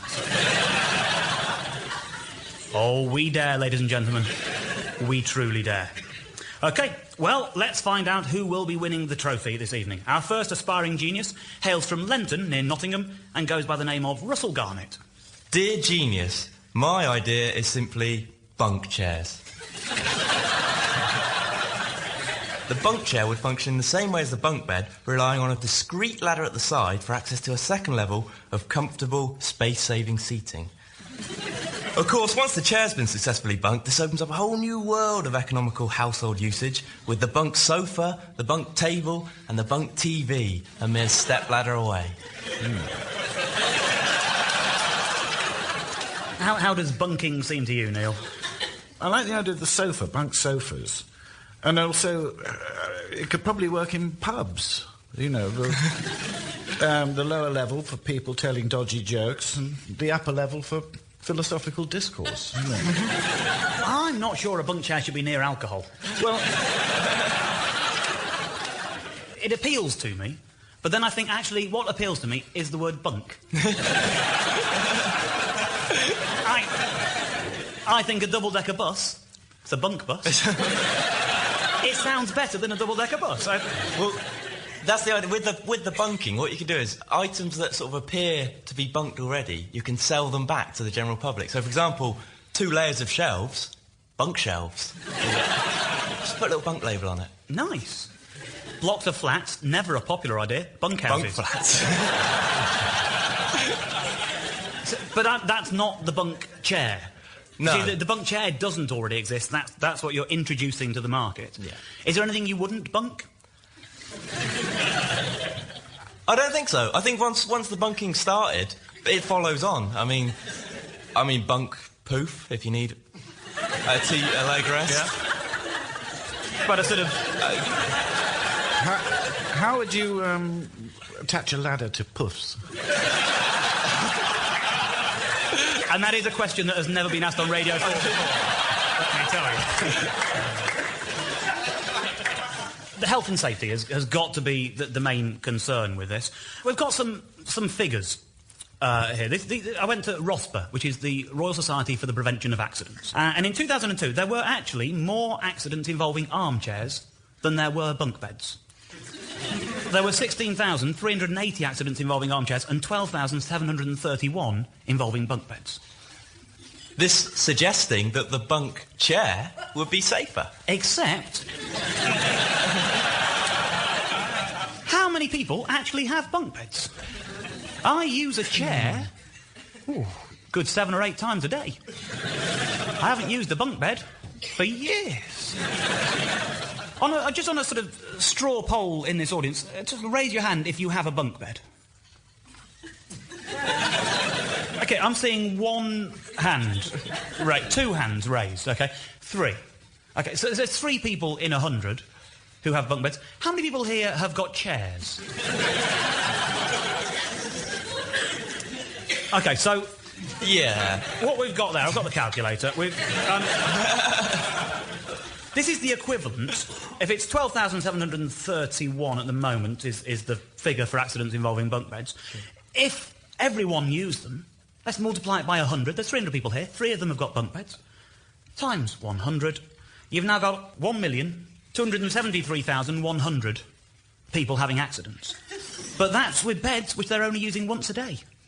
Let's multiply that by 7 or 8 times for the number of times you sit in a chair every day. Times 7, I'll be charitable. You've now got 8,911,000. It's an idea which is going to put about 9 million people into hospital. Can't make an omelette. All I reckon... Like, how busy the waiting room's going to be? How are you going to get that many... Bunk chairs? There we go, it all comes round. Would this go down well in the Innes household, Neil? I think it would, actually. You don't want to talk to your wife? No. I go along with the idea of bunk sofas, because you can have a lot more fun on a sofa. And, because you can have, sort of the kids all along the bottom and the grown-ups on top. Rather like a theatre, then. You can make it like a theatre with a dress circle and stalls. I'm getting a feel about how this is going. Is this the bunk chair genius or not? On balance, yes. Congratulations, Hey. Russell Garnett.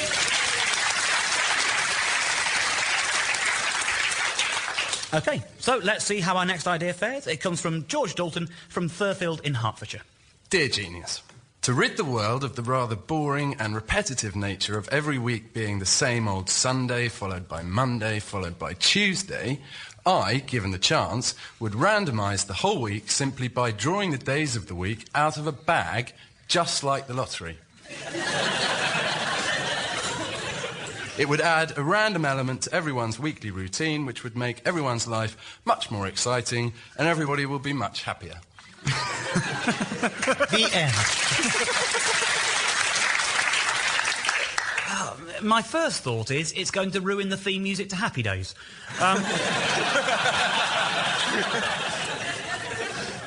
But Neil, how does this grab you? It's anarchy. It's intriguing. I'm just wondering what happens to the month and the numbers of the days, the dates. The dates? Well, the dates kind of stay the same. So, like, February, for instance, you could have a rollover. You could have an extra day because it could be 28, it could be 29, and so it adds a whole sort of... Yeah. So, OK, anarchic... so it's not complete anarchy, then? Yeah, sort of anarchy's the sense.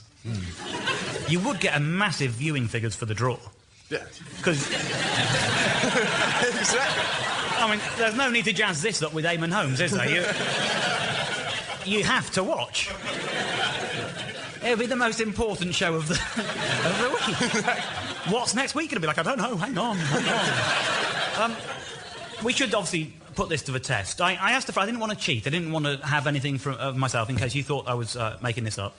So I asked a friend of mine to get his diary out from this week 12 months ago. And this is what he did. It happened to be the week he was getting married, oddly. Monday, he was having a suit fitting and getting his hair cut. Tuesday, he was getting his jabs because he was planning quite an exotic honeymoon. Wednesday, he was having a liver transplant.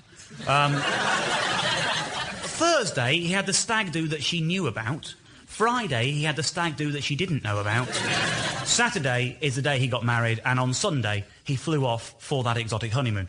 So I think if we have a lottery draw now, and we'll see what order they come out, and let's see how it would have affected his week, for good or for bad. So we'll do this properly. I've got a bucket of balls here with the names written on. I'm going to pass this to Neil. You can be our celebrity draw master, so no I've peeking. always wanted to. Before you do this, let's just do this properly. Let's make it a proper National Lottery draw style. And so, ladies and gentlemen, welcome to this, the 43rd Lotto Week draw with me, Alan Dedicoat. We're using centre balls number 3 tonight, and the machine is Bucket. Now, it's next week going to shape up. It's over to Dave and Neil, live in the studio. OK, Neil, pick away. And the first day is Saturday. It's Saturday. The name derives from the Roman god Saturn, but the Quakers eschew the pagan origins of the word and so prefer to call it Seventh Day. Not necessarily, my Quaker friends.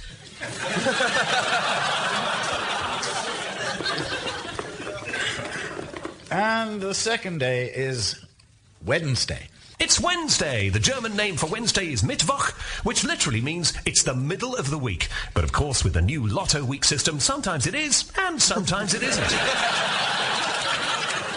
And the third day is Friday. That's Friday, a popular day of the week, and the name given by Robinson Crusoe to the native he takes as his manservant in the novel, Robinson Crusoe. And the fourth day. It is Sunday. And that's Sunday, the 43rd time this day has been drawn, as it has been for all of the days in this week's draw. Sunday, of course, is the only day of the week to rhyme with Monday.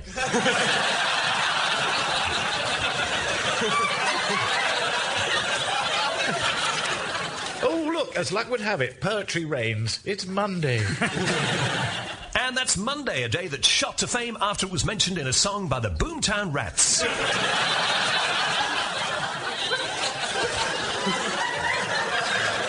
Oh, the suspense. And what is this? The sixth day is a Thursday. That's Thursday, named after Thor, the Norse god of thunder. While he was a god of war, it's interesting to note that very few wars have actually started on a Thursday, with the last 2 Gulf Wars both starting on a Wednesday. All right, no prizes for guessing which this one is. It's Tuesday. One of the most famous Tuesdays in the calendar is, of course, Shrove Tuesday. And if you're wondering what Shrove means, well, it's the past tense of shrive.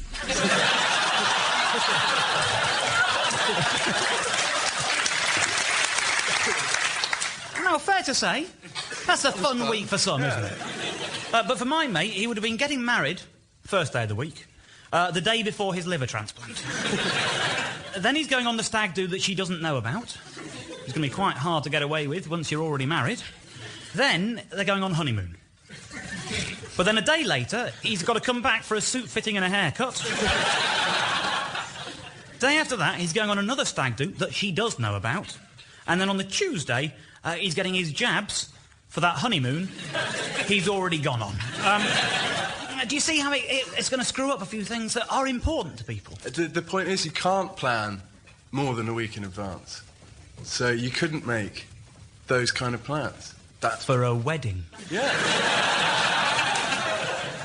I really like the spirit of anarchy that runs through this. I'm just not sure that the world could actually cope with it, and if it couldn't, I'm not sure I can go with it. I don't know, what do you think, Neil? I like it for the same reasons you like it, but I don't see why it should be imposed upon everyone in the same kind of way. I think the lottery's a bad enough thing without sort of spreading it further. Well, I don't know. Is it or is it not genius? I like it a lot, but I don't think it is genius. Oh. George, I'm sorry. Yeah. You're not a genius. Oh, well.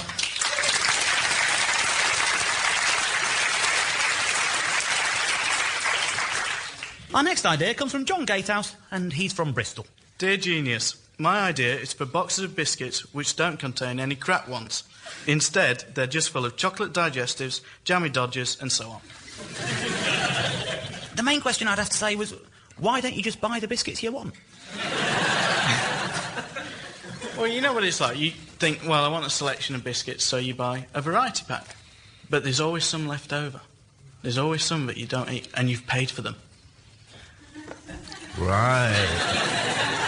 So why don't you just buy the biscuits you like? It costs more.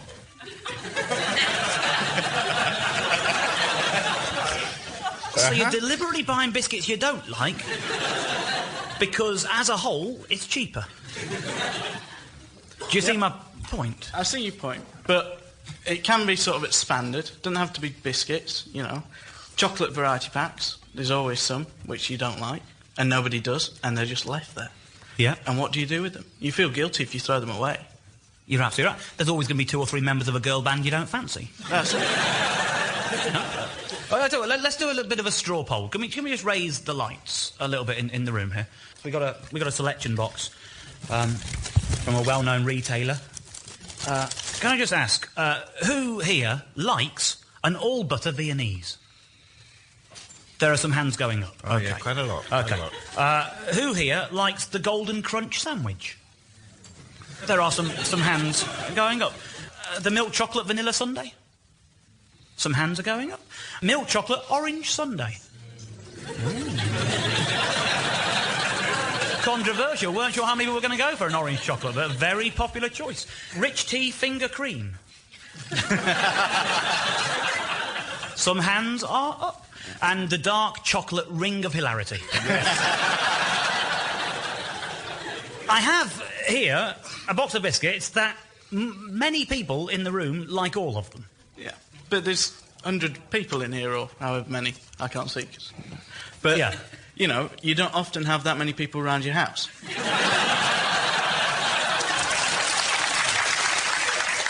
But it does prove that there are no crap ones. Do you like all of them? Yeah. I'll tell you this. If that was my box of biscuits and it was only me going to eat them, then at the end there would be a couple of all-butter sultana cookies, but I would eat them. Why? Because they were left. Doesn't mean they're crap. We were trying to find a box which contains some truly crap biscuits, but I think the pink wafer has been phased out. Rightfully so. Yeah. I think what we're learning here is that you can't satisfy everyone. Much as Darren Day is trying, you can't. I can't see how we'd ever get to some broad agreement of what is and what isn't a crap biscuit, so I don't see how this could ever get a foothold in the marketplace. But, Neil, how's it grabbing you? Well, I think it's down to, as you say, choice. I mean, if you really wanted to have a tin of biscuits, of which you were absolutely sure that you're going to like every one of them, well, you could just buy the ones you like, as you suggested, and put them in a tin. And mix them all up, and so long as you could store them forever and ever, then I'm sure the cost factor would sort of level out over a period of, say, 5 years. That is why Neil Innes is a genius. But Neil, is John Gatehouse, is his boxes of biscuits with no crap ones, is that a genius idea or not? Well, it removes so much disappointment from your life if you do fill the tins with the ones you like. I think that is the simplicity of this idea is genius. There you go. Congratulations, you are indeed a genius.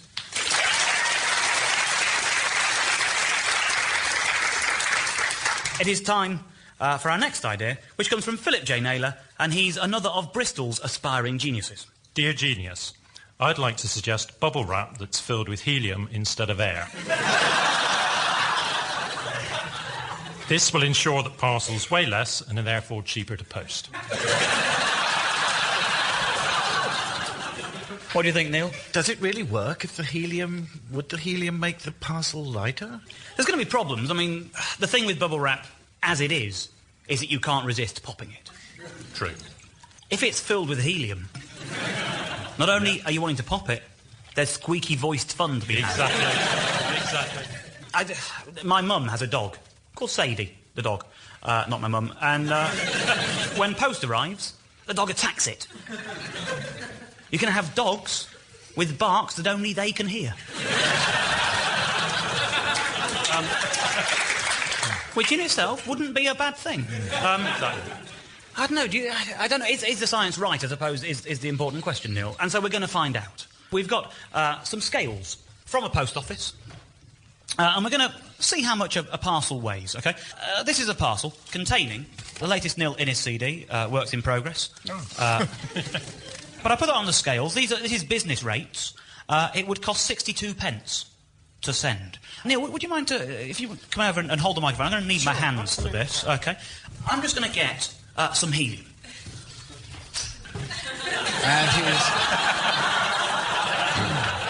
And he's brought back probably 30 balloons of various colours, all filled with helium. OK, so I'm going to attach a balloon to this parcel. Now, you're already on a bit of a loser. The parcel's going to cost 62 pence to send as it is. Right. This is £1 worth of helium.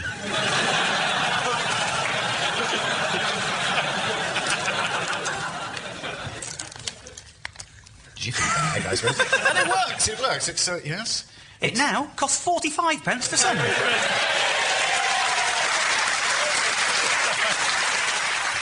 Basically, you've spent £1 to save 17p. But I want to see how much helium it takes to really reduce this. So do I. OK. Well, let's see what another 5 does to this. Once again, attaching it to the self-adhesive part of the arm.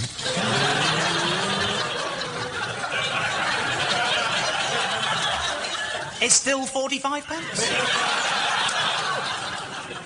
I think we can make this float. OK, this is the 12. We're up to 12 now when this is attached.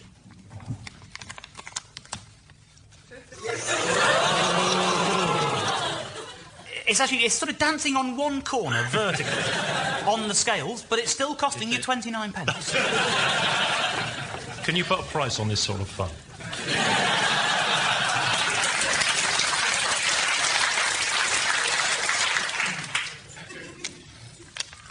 I'm going to make this float. 18th balloon, come on. It's floating. It's floating.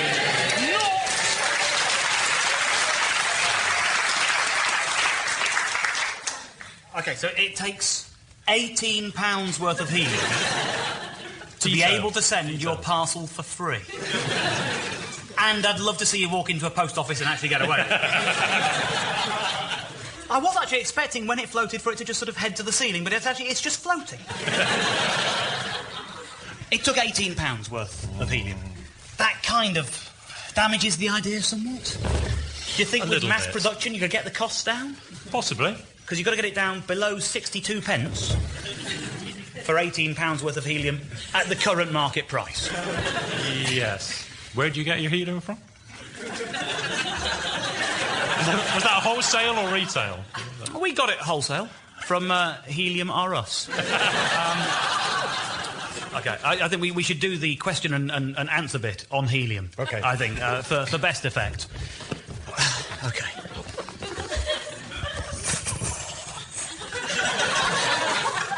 So, Neil. Helium-filled bubble wrap? Is it genius or not? He's a genius.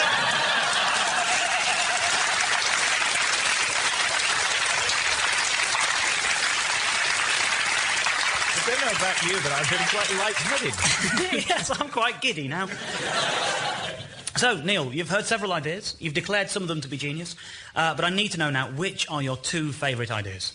I think it's really tough because I think one is a clear winner and the others are pretty much the same. But I think because I had such fun with the biscuits, I'd put that at number 2. But definitely number 1 idea is helium, and hang the expense. OK, well, if you wouldn't mind, can I ask John Gatehouse and Philip Naylor to take to the stage briefly?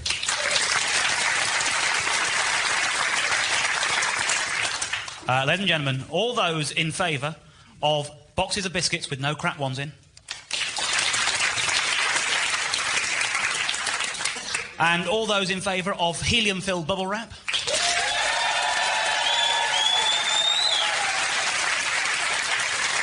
It's a pretty clear-cut decision. Philip, are you absolutely delighted? You are a genius? I'm flabbergasted. Is that the best day of your life? One of the two. OK. So what, you've won a game show before or something?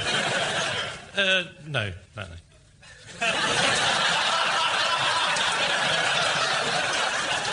I don't get it. What could be better than this? I've just given you, like, the finest trophy in all of British radio entertainment, and you're just going, oh, it's not the best day of my life.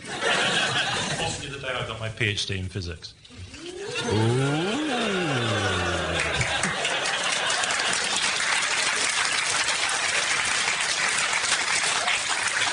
Ladies and gentlemen, a man with a PhD suggested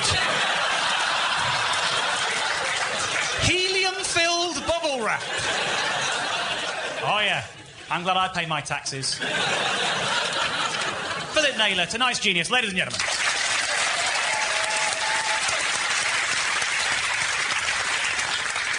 I'd like to thank our wonderful genius of a guest, Neil Innes.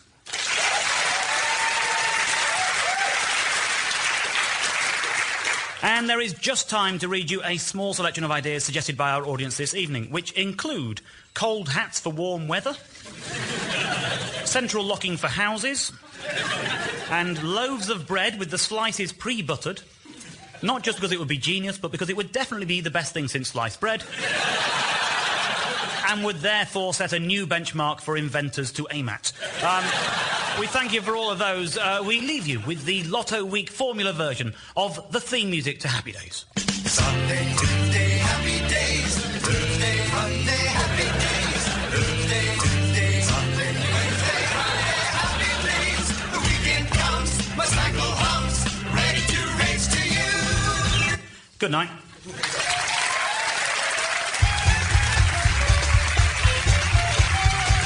Genius was hosted by Dave Gorman and featured special guest Neil Innes.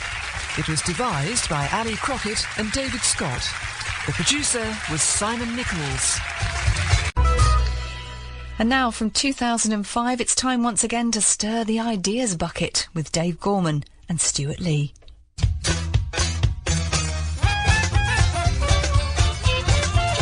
We present Genius, the evil stepmother of invention.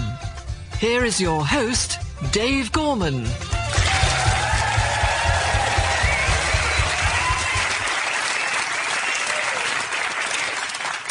Hello, I'm Dave Gorman, and welcome to Genius, the show all about your ideas. Every week, a celebrity guest and I dissect and examine a host of ideas, inventions, plots, plans and proposals, hoping to stumble upon an incident of genius. Tens of thousands of ideas have been submitted to us by you, the Radio 4 listeners, and let me tell you, when you read them all, and I have, they paint quite a scary picture of this station's listenership. One man wrote to say that he had invented a time machine, but had so far only succeeded in travelling back in time a few seconds, but hoped that could be improved with the extra funding and appearance on Radio 4 would secure. One man wrote to say that he had invented a time machine, but had so far only succeeded in travelling back in time a few seconds, but hoped that could be improved with the extra funding and appearance on Radio 4 would secure. One man wrote to say that he had invented a time machine, but had so far only succeeded in travelling back in time a few seconds, but hoped that could be improved with the extra funding and appearance on Radio 4 would secure, which is obviously nonsense, and certainly not something we would trouble our special guest with this evening for fear of insulting his genius. His genius is displayed in many arenas, as one of the country's finest exponents of stand-up, as a novelist, a journalist, and all-round Renaissance man. But for a particular example, I would point you in the direction of Jerry Springer the Opera, which he co-wrote and directed. Opinion on the award-winning musical is divided, largely between people who saw it and people who didn't. But who still feel qualified to hold an opinion. To have your work inspire thousands of people to take up a heartfelt opinion surely takes some kind of genius, and so I'm delighted to introduce as my guest this evening, Stuart Lee.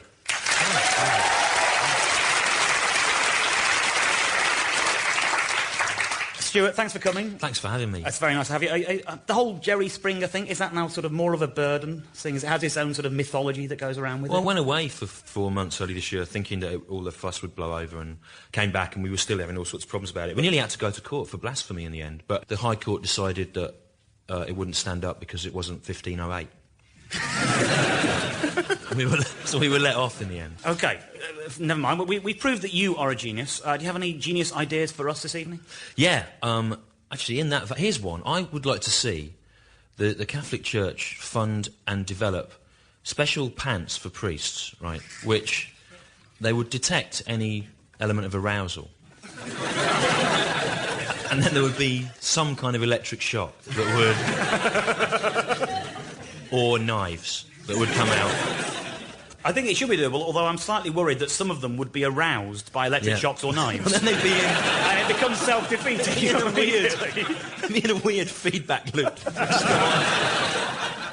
OK, as the show goes on, you'll be presented with a series of ideas, and we'll discover which of them you believe to be genius. At the end, I'll ask you for your two favourites, and from this pair, our audience will select their favourite. The person who came up with the winning idea will be taking home with them not just the knowledge that they are a true genius, but also the much-talked-about Genius Trophy. Oh, yeah. And what a trophy it is. Yeah, what can I say to sum up the beauty of this trophy of dreams? If you sat this down next to the FA Cup, say, it really would make one of the true trophies look like the cheap and tawdry trinket it really is. Well, I'm sure the sight of the trophy has only served to increase the desire of our potential geniuses to prove themselves this evening. So let's crack on and meet the first of them. And it's Rachel Putterfoot from Battersea in London.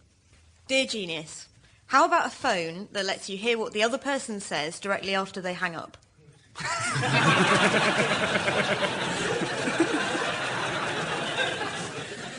OK, Stuart, what do you reckon? I mean, it's fraught with potential disaster. That I actually know someone whose marriage broke up because the man was on the phone saying, yeah, I'd be late, I've got a meeting and whatever, and then thought he'd hung up, but didn't, and she heard him arranging with his mistress, who was in the car, that they would go to a hotel room. Now... But that's an argument in its favour. That's an argument in its favour, although that marriage may have continued in happy, blissful ignorance. And everyone would have been delighted and no one would have known anything bad was happening. That's the terrible... You know, do you really want to know? That's the fearful thing. I mean, what would you be scared of hearing if your friends thought they'd hung up on you and they hadn't? Well, I used to work as a receptionist. Right. And I think some of the people at the other end of the line might have benefited from it. But I think it's a brilliant idea. Potentially could wipe out all falseness in relationships across the world. Yeah, although falseness is one of the things that I like in relationships. Lying is the lubricant of society. Yeah. Right. That and alcohol. Yeah. Without them, we're nowhere. It arouses me as well, lying and dishonesty. Is that wrong? Is that wrong? Don't judge me. But, yeah, it's a potential minefield. I'm not sure that we want to know. We want to know what people... I'm not sure it would actually work, because if it was widely known that these phones existed... So how long do you think it would stay connected after somebody's put the phone down? How long do you think you can still hear them for? I see where you're going with this. Yeah. Like, you'd end up just waiting 5 seconds and then saying it. But what we'd have to do is have it be enormously expensive or enormously rare, so that it's not going to be owned in every household. Otherwise, it's going to... If it's something that only I can have... Yes. Then it has some value. But I think once it was widely available, it would have no value whatsoever, much like Burberry. In that.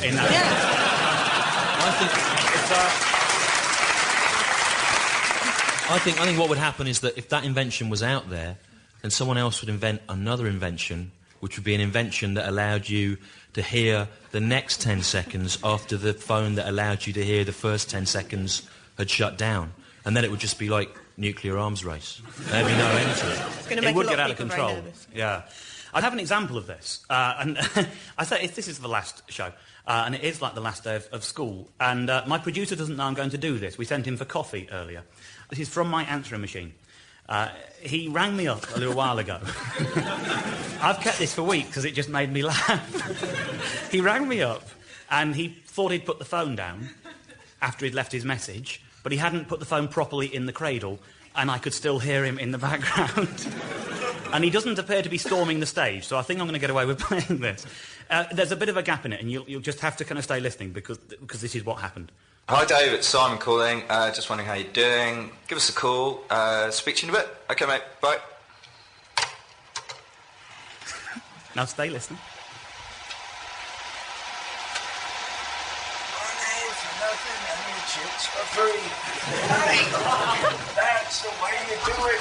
Playing guitar on the MTV. Now, that ain't working. That's the way you do it. Money, chicks for free.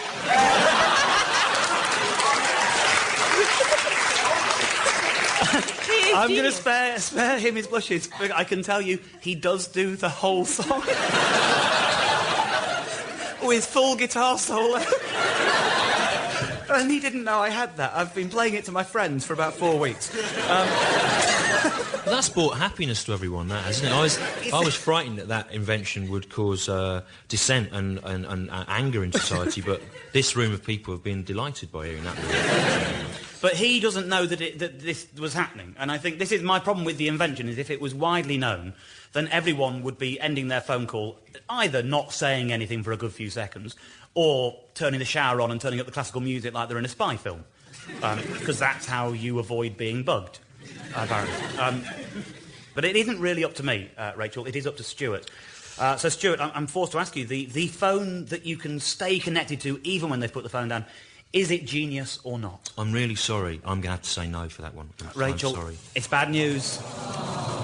You're not a genius. You didn't know that when you left the house. At least you've learnt something about yourself. You're not a genius. Thank you anyway. Thank you very much, Rachel. OK, well, our next idea comes from Nick Torday from Leamington Spa. Dear Genius, I believe the world would be a much happier place if car indicators all flashed at exactly the same rate. Nothing annoys me more than sitting at traffic lights, seeing a line of cars all indicating left, but all at different speeds and completely out of sync. Synchronised indicators would brighten up everyone's day when they were stuck in a traffic queue. OK. I have to say, I sort of share the distaste. When I'm at the back of a queue and I see them flashing, I wouldn't write to Radio 4 about it. Well, Stuart, what do you think? I feel very sympathetic to this issue. And I'm glad that the BBC has given me a platform. The problem is, if the one set's going, and you probably do what I did, which is you start singing a little song, don't you, in time with the one set of indicators, yeah? And then another set of indicators starts, and that's probably going at a different rhythm. And you can't keep the one song going because there's another rhythm working against it. That only works, that idea, if you're in the classic early 90s double trio lineup of King Crimson. Right, it can't... But there are other problems, and I'm sure you'll have noticed this, which is that even if you sorted that out, that should be sorted out, you'd still have the problem of what about when you've got your windscreen wipers on and you're indicating at the same time, and those two things are... Well, that's your rhythm section, isn't it? Yeah, but I find that... it's no good.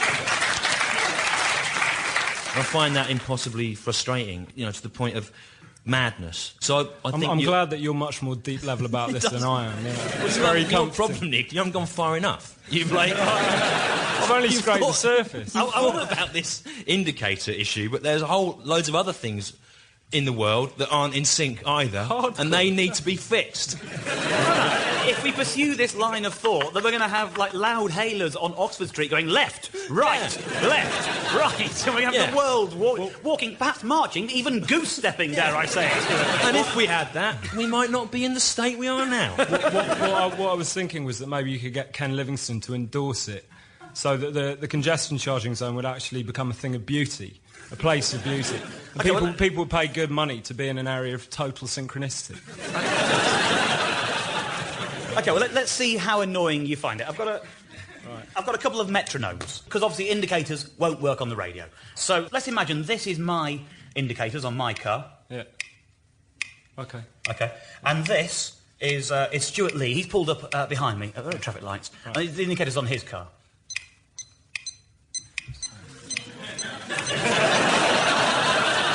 He's leaving the theatre, ladies and gentlemen. OK, I'll turn Stuart's off.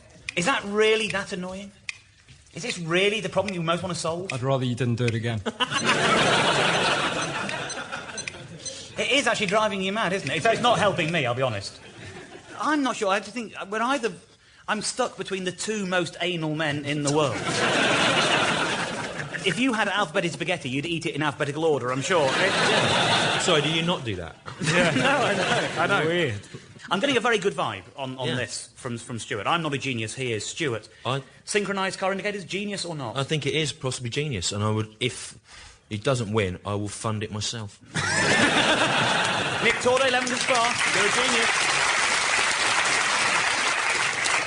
OK, well, our next idea comes from James Chamberlain from Plymouth. Dear Genius, I have an idea that I think can help to bring about world peace and whatnot. The idea is a gun that fires only puppies. This would remind people of the simple goodness in the world and should make them think a bit. Obviously, it would be wrong to send soldiers to a battlefield unarmed, so the puppies would then explode with the force of a howitzer shell. OK, I think it's important to inform Stuart, as I have informed all the guests this series, evil genius counts as well. There's an ethical dilemma in this, right, which is that the thinking behind it, James, is sound. You know? Thank you, I need no more. You're saying... Yes, it is. He's saying that if people on battlefields saw puppies, that would make them think about the world, and it might make them lay down their arms and be less evil, because our enemies are evil, remember, because we're always right. But his plan ends with puppies being blown apart, I quote, with the force of a howitzer shell. That's right. And that's bad, isn't it? That's a bad thing. Well, I think it explodes with the force of a howitzer shell. So it kills as many people as a howitzer shell. And a puppy. But also one puppy. So morally, for me, it's worse to the tune of one puppy. But think how happy all those people are in their final seconds when they see this lovable little Well, puppy. I think that's worse. Right. That's distasteful, because what you're saying, again, the thinking behind it is sound. You're thinking that if you... Will you stop saying that? It's good up until the point where the puppy explodes. OK, I'll tell you what, we weren't allowed to kill a puppy. So we did ask some top scientists to create for us the sound of your invention. OK, so I want you to contemplate what you've actually considered here. And take it seriously. This is what it would sound like.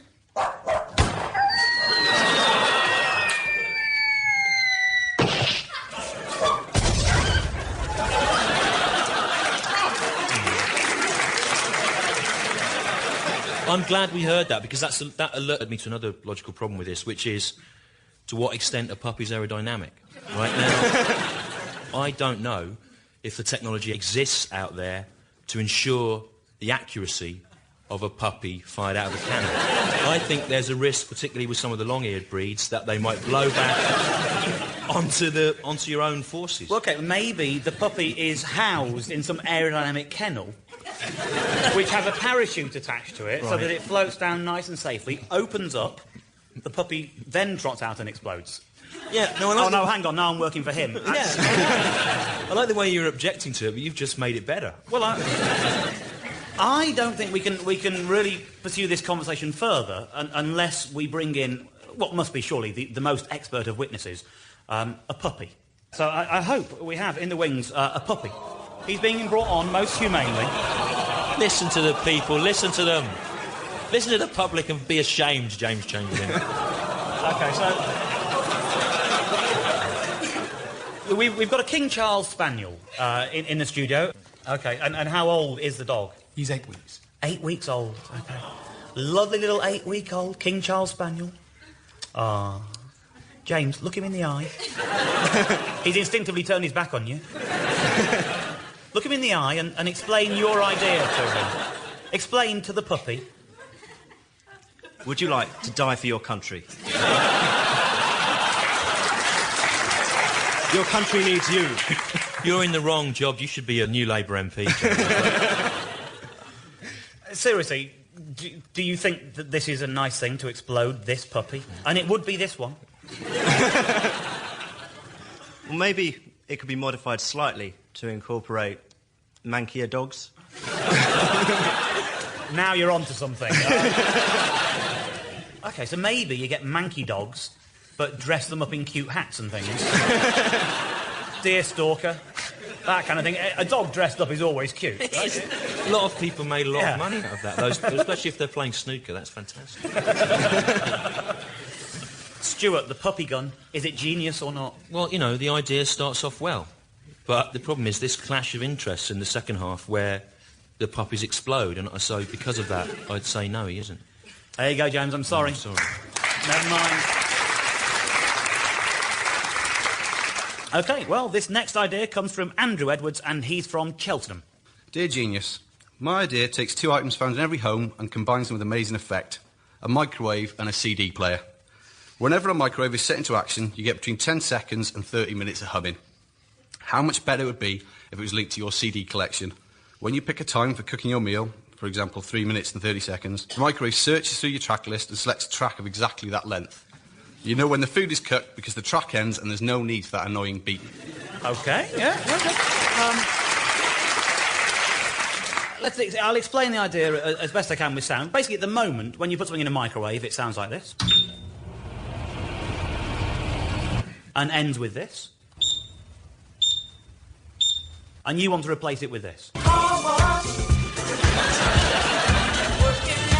Well, what could be wrong with that, Stuart? I mean, that's got something to it, surely.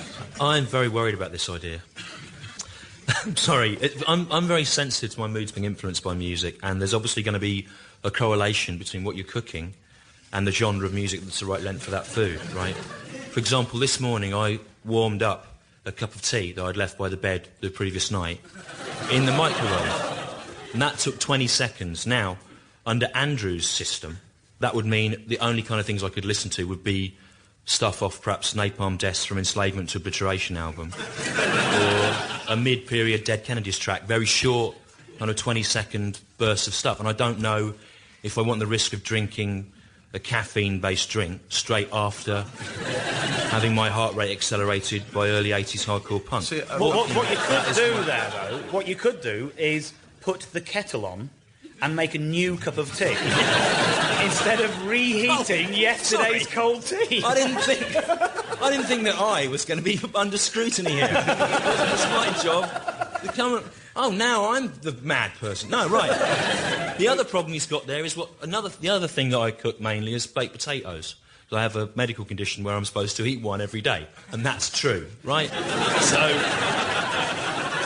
I'm glad that you find that amusing. It's called diverticulitis, and I've been told that if I don't eat a large baked potato amount of roughage every day, the walls of my gut will rub together and bleed, right? So, ha, ha, ha. Anyway, like that, a big potato, the kind of size I need, I'm a big guy, I need 20 minutes worth of baked potato. What am I looking at there? It's going to end up being something like late period John Coltrane, and I don't know if I then will feel like eating a potato after See, you need to go for the deluxe option. For the 30-second bursts, you play Guess the Intro round. So you'd have 10 seconds of each song, and you wake up to the boy like, oh, who's that? And you have to try and guess who sung that intro to that song.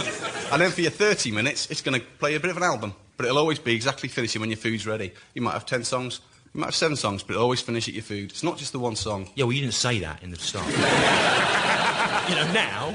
Well, no, this is the basic version. It's the deluxe version we're after, you see. Right. Marketing. But there are problems, because microwave food, it never says cook for 2 minutes and 59 seconds. It's always going to be for 3 minutes. This is from my own iPod. 2 minutes, 59 seconds, The Ballad of John and Yoko. 3 minutes, Daydream Believer. 3 minutes and 1 second, Penny Lane. This is a system that is in favour of the Monkees and not the Beatles. But hey, it's only going to reflect your music tastes, isn't it? You can't blame the microwave for playing No, because my music tastes involve the Beatles, but yours wouldn't let me ever play them. Maybe what would happen, actually, there's a nightmare scenario whereby the added exposure that artists could get from conforming to Andrew Edwards' microwave CD player system would mean they would start writing songs that correlated to the length that it took to prepare ready meals.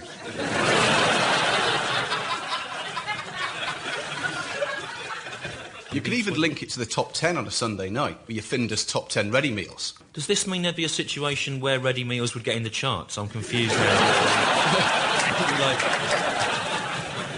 I'm sensing there's some I like the idea of positivity here. The band, they're sitting with the management and they're going, what do you think of that?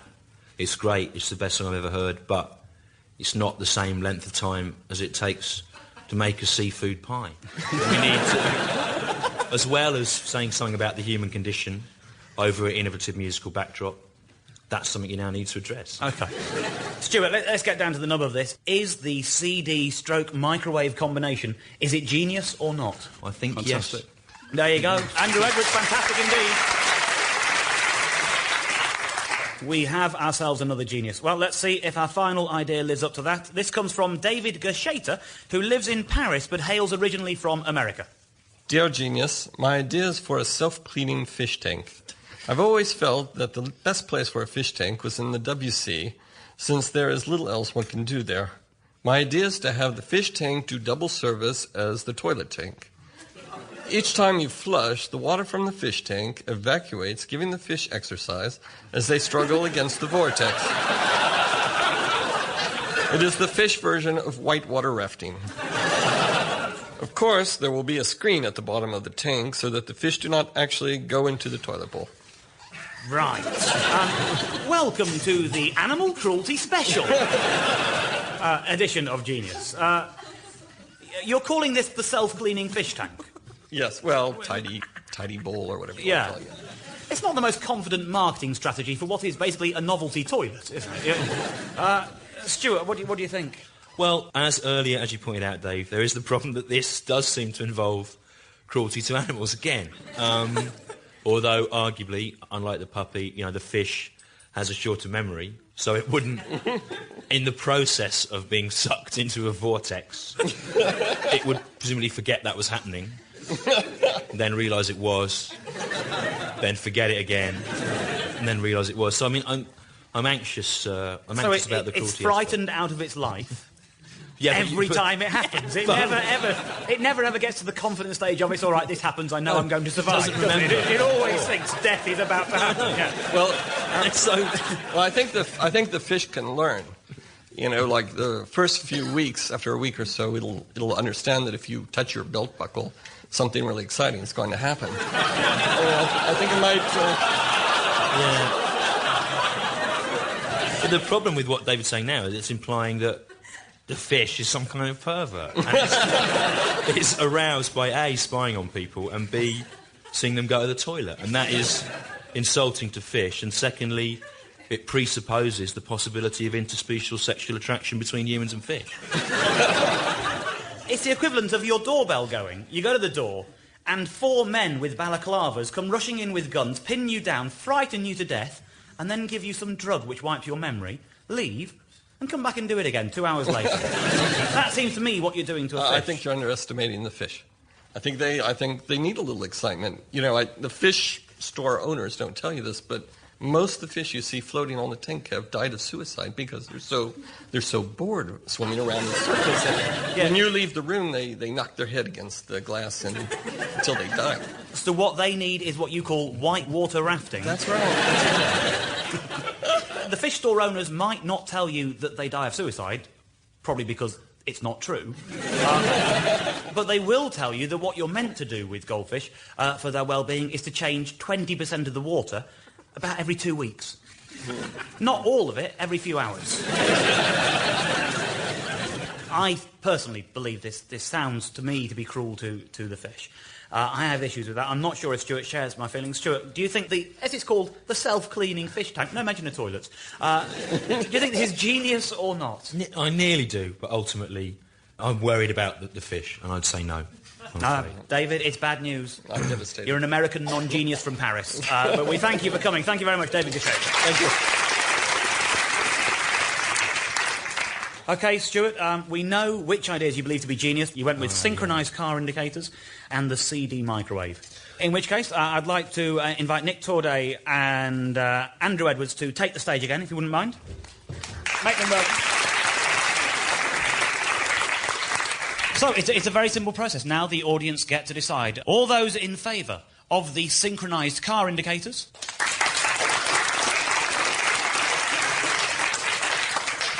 And all those in favour of the CD/microwave?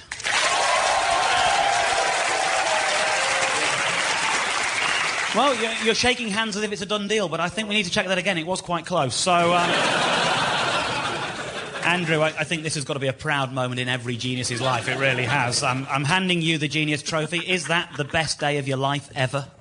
Speechless, Dave. Absolutely. It's magnificent. So many people have helped me so much with this idea. I'd like to thank my mother and father and your good selves for allowing me to come here on this stage today in front of all you very good people who've very kindly voted for me and giving me a chance to share my idea with you, and hopefully I'll go on to great things with my CD microwave and you'll all have one in your home soon.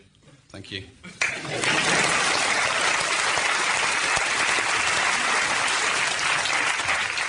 The scary thing is, I think he means it. I would like to thank our wonderful genius of a guest, Mr. Stuart Lee. Thanks for having me. And there is just time to read you a small selection of ideas suggested by our audience this evening, which include powdered mineral water, anaesthesia airlines, where all passengers are given a general anaesthetic before takeoff, so that no one can feel scared of flying, get airsick, or hijack the plane, and non-alcoholic Alco-Pops for kids, or in other words, bottles of pop. My name's Dave Gorman. Good night. Genius was hosted by Dave Gorman and featured special guest Stuart Lee. It was devised by Ali Crockett and David Scott. The producer was Simon Nichols.